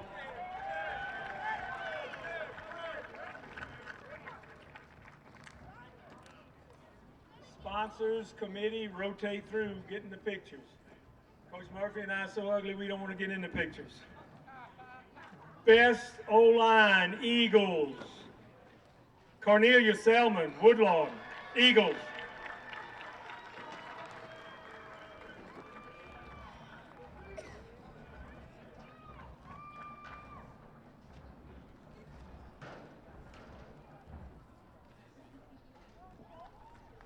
Patriots, Preston Jones, you high.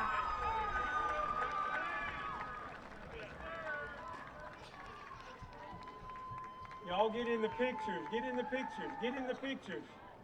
I want to rotate all the sponsors and the committee in the pictures. Best D-line, Eagles. Antonio Cooley, Scotlandville.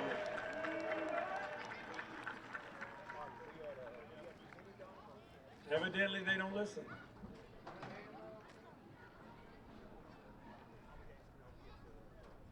Patriots, Dante Flowers Walker.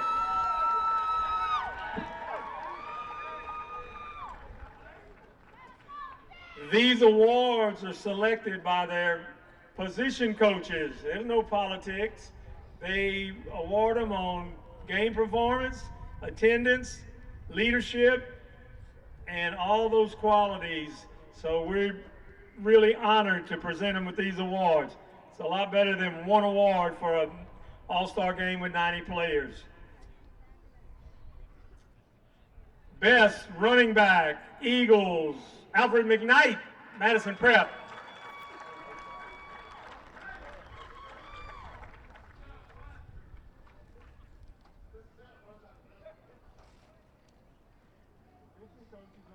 That's the way I think. Patriots, best running back, Caden Jones Walker.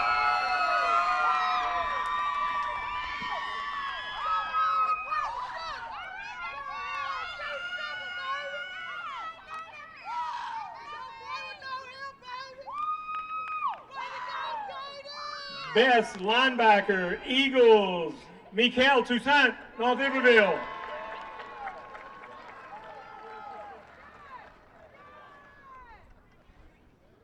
Yeah, position.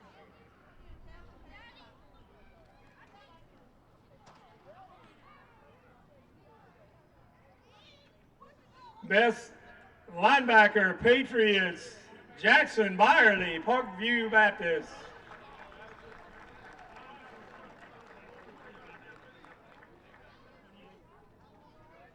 Jackson, your ACT score was 28. Wow. We had the players introduce themselves at the brunch this morning and say what their future plans are. I'm going to estimate 70%. The last word was engineering, mechanical, electrical. These guys have some great aspirations for future. All right, the next group, best quarterback wide receiver, Eagles, Josiah Hogan Bruley.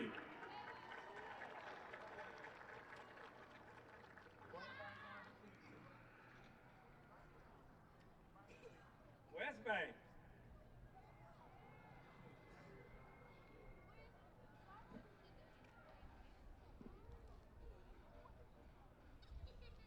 Quarterback wide receiver group, Patriots, Jermaine Brown, all the way from Kentwood, Louisiana.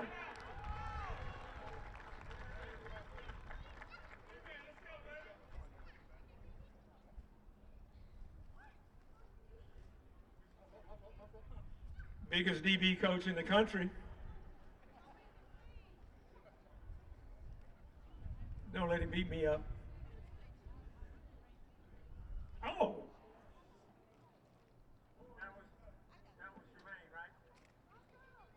Best DB, Scott Walker, Scotlandville, Eagles.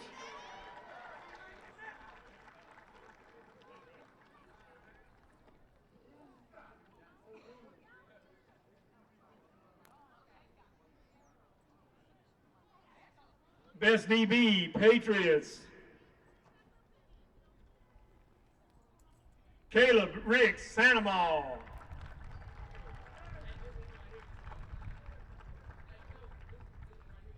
I understand.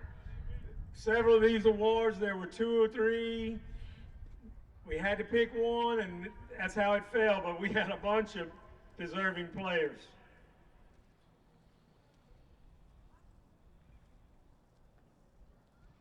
Thanks to Zachary High School, thanks to all the coaches, all the parents, all the sponsors.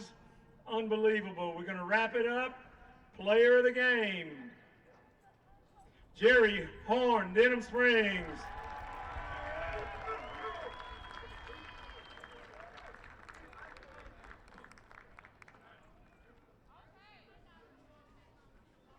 Yeah.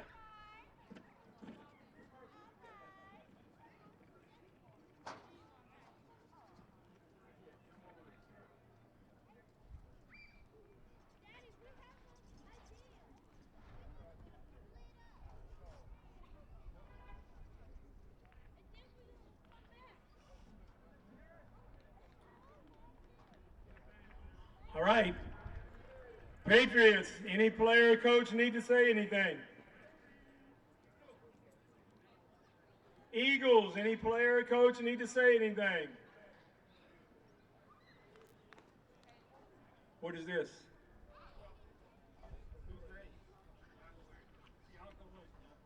All right, you want to tell them what you're doing? Hey, wait, we got a little surprise here. Heads up. Unbeknownst. Hey, how y'all doing? I'm RJ, CEO of Yaka LLC. I got a clothing brand, and I've been working on it.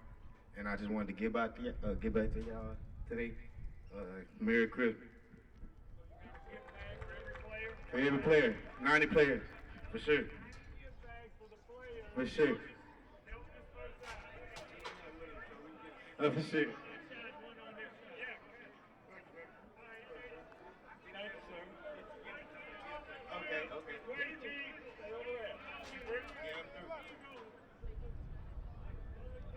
You want to say anything?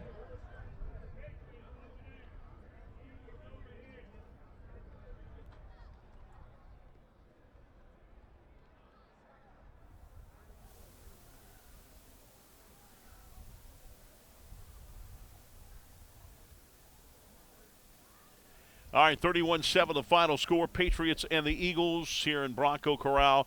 Of course, the 21st Annual Redstick Bowl presented by CALEF, Capital Area Law Enforcement Foundation. Your thoughts, Sean, one more time? Usually it was a bit of a blowout this year. Usually it's much more competitive than this, but it was a beautiful game, good game for to have these kids get exposure. Beautiful day. We didn't have any weather issues. So all in all, I think it was a success. Congratulations to Coach Lorio and Coach Murphy, the directors of this, and hey, we're looking forward to next year. No question about that. Brother, it was great, man, meeting you, sir. Man, you got so much football knowledge. I could sit down and have dinner with you and just talk about football. Yes. Of all the stuff. Played Canadian football is one of our success stories here from the state of Louisiana. Great guy. And, again, man, thank you and for all you've done, man. I appreciate it. Thank you. And my daughter Brooklyn came and sat with Daddy all through this. And she did a great job. Good job. Yes. She did a great job. She held the fort together. She was our manager of the booth. Yes. Thanks to Greg. Thanks to Marty down there. Thanks to Jonathan. They did an all great job with Pelican Sports. Thank you so much for doing that. And you can watch it on YouTube and watch it replay over and over again on YouTube. You can watch your favorite athlete play in the 21st Annual Redstick Bowl. Yes. Well, for Sean, thank you, brother. Again, appreciate it, my friend. My pleasure. I'm Chris Powers saying so long, everybody, from Zachary, Louisiana. The 21st Annual Redstick Bowl is completed. Patriots win it 31-7 over the Eagles. Have a great one. This is Pelican Sports TV.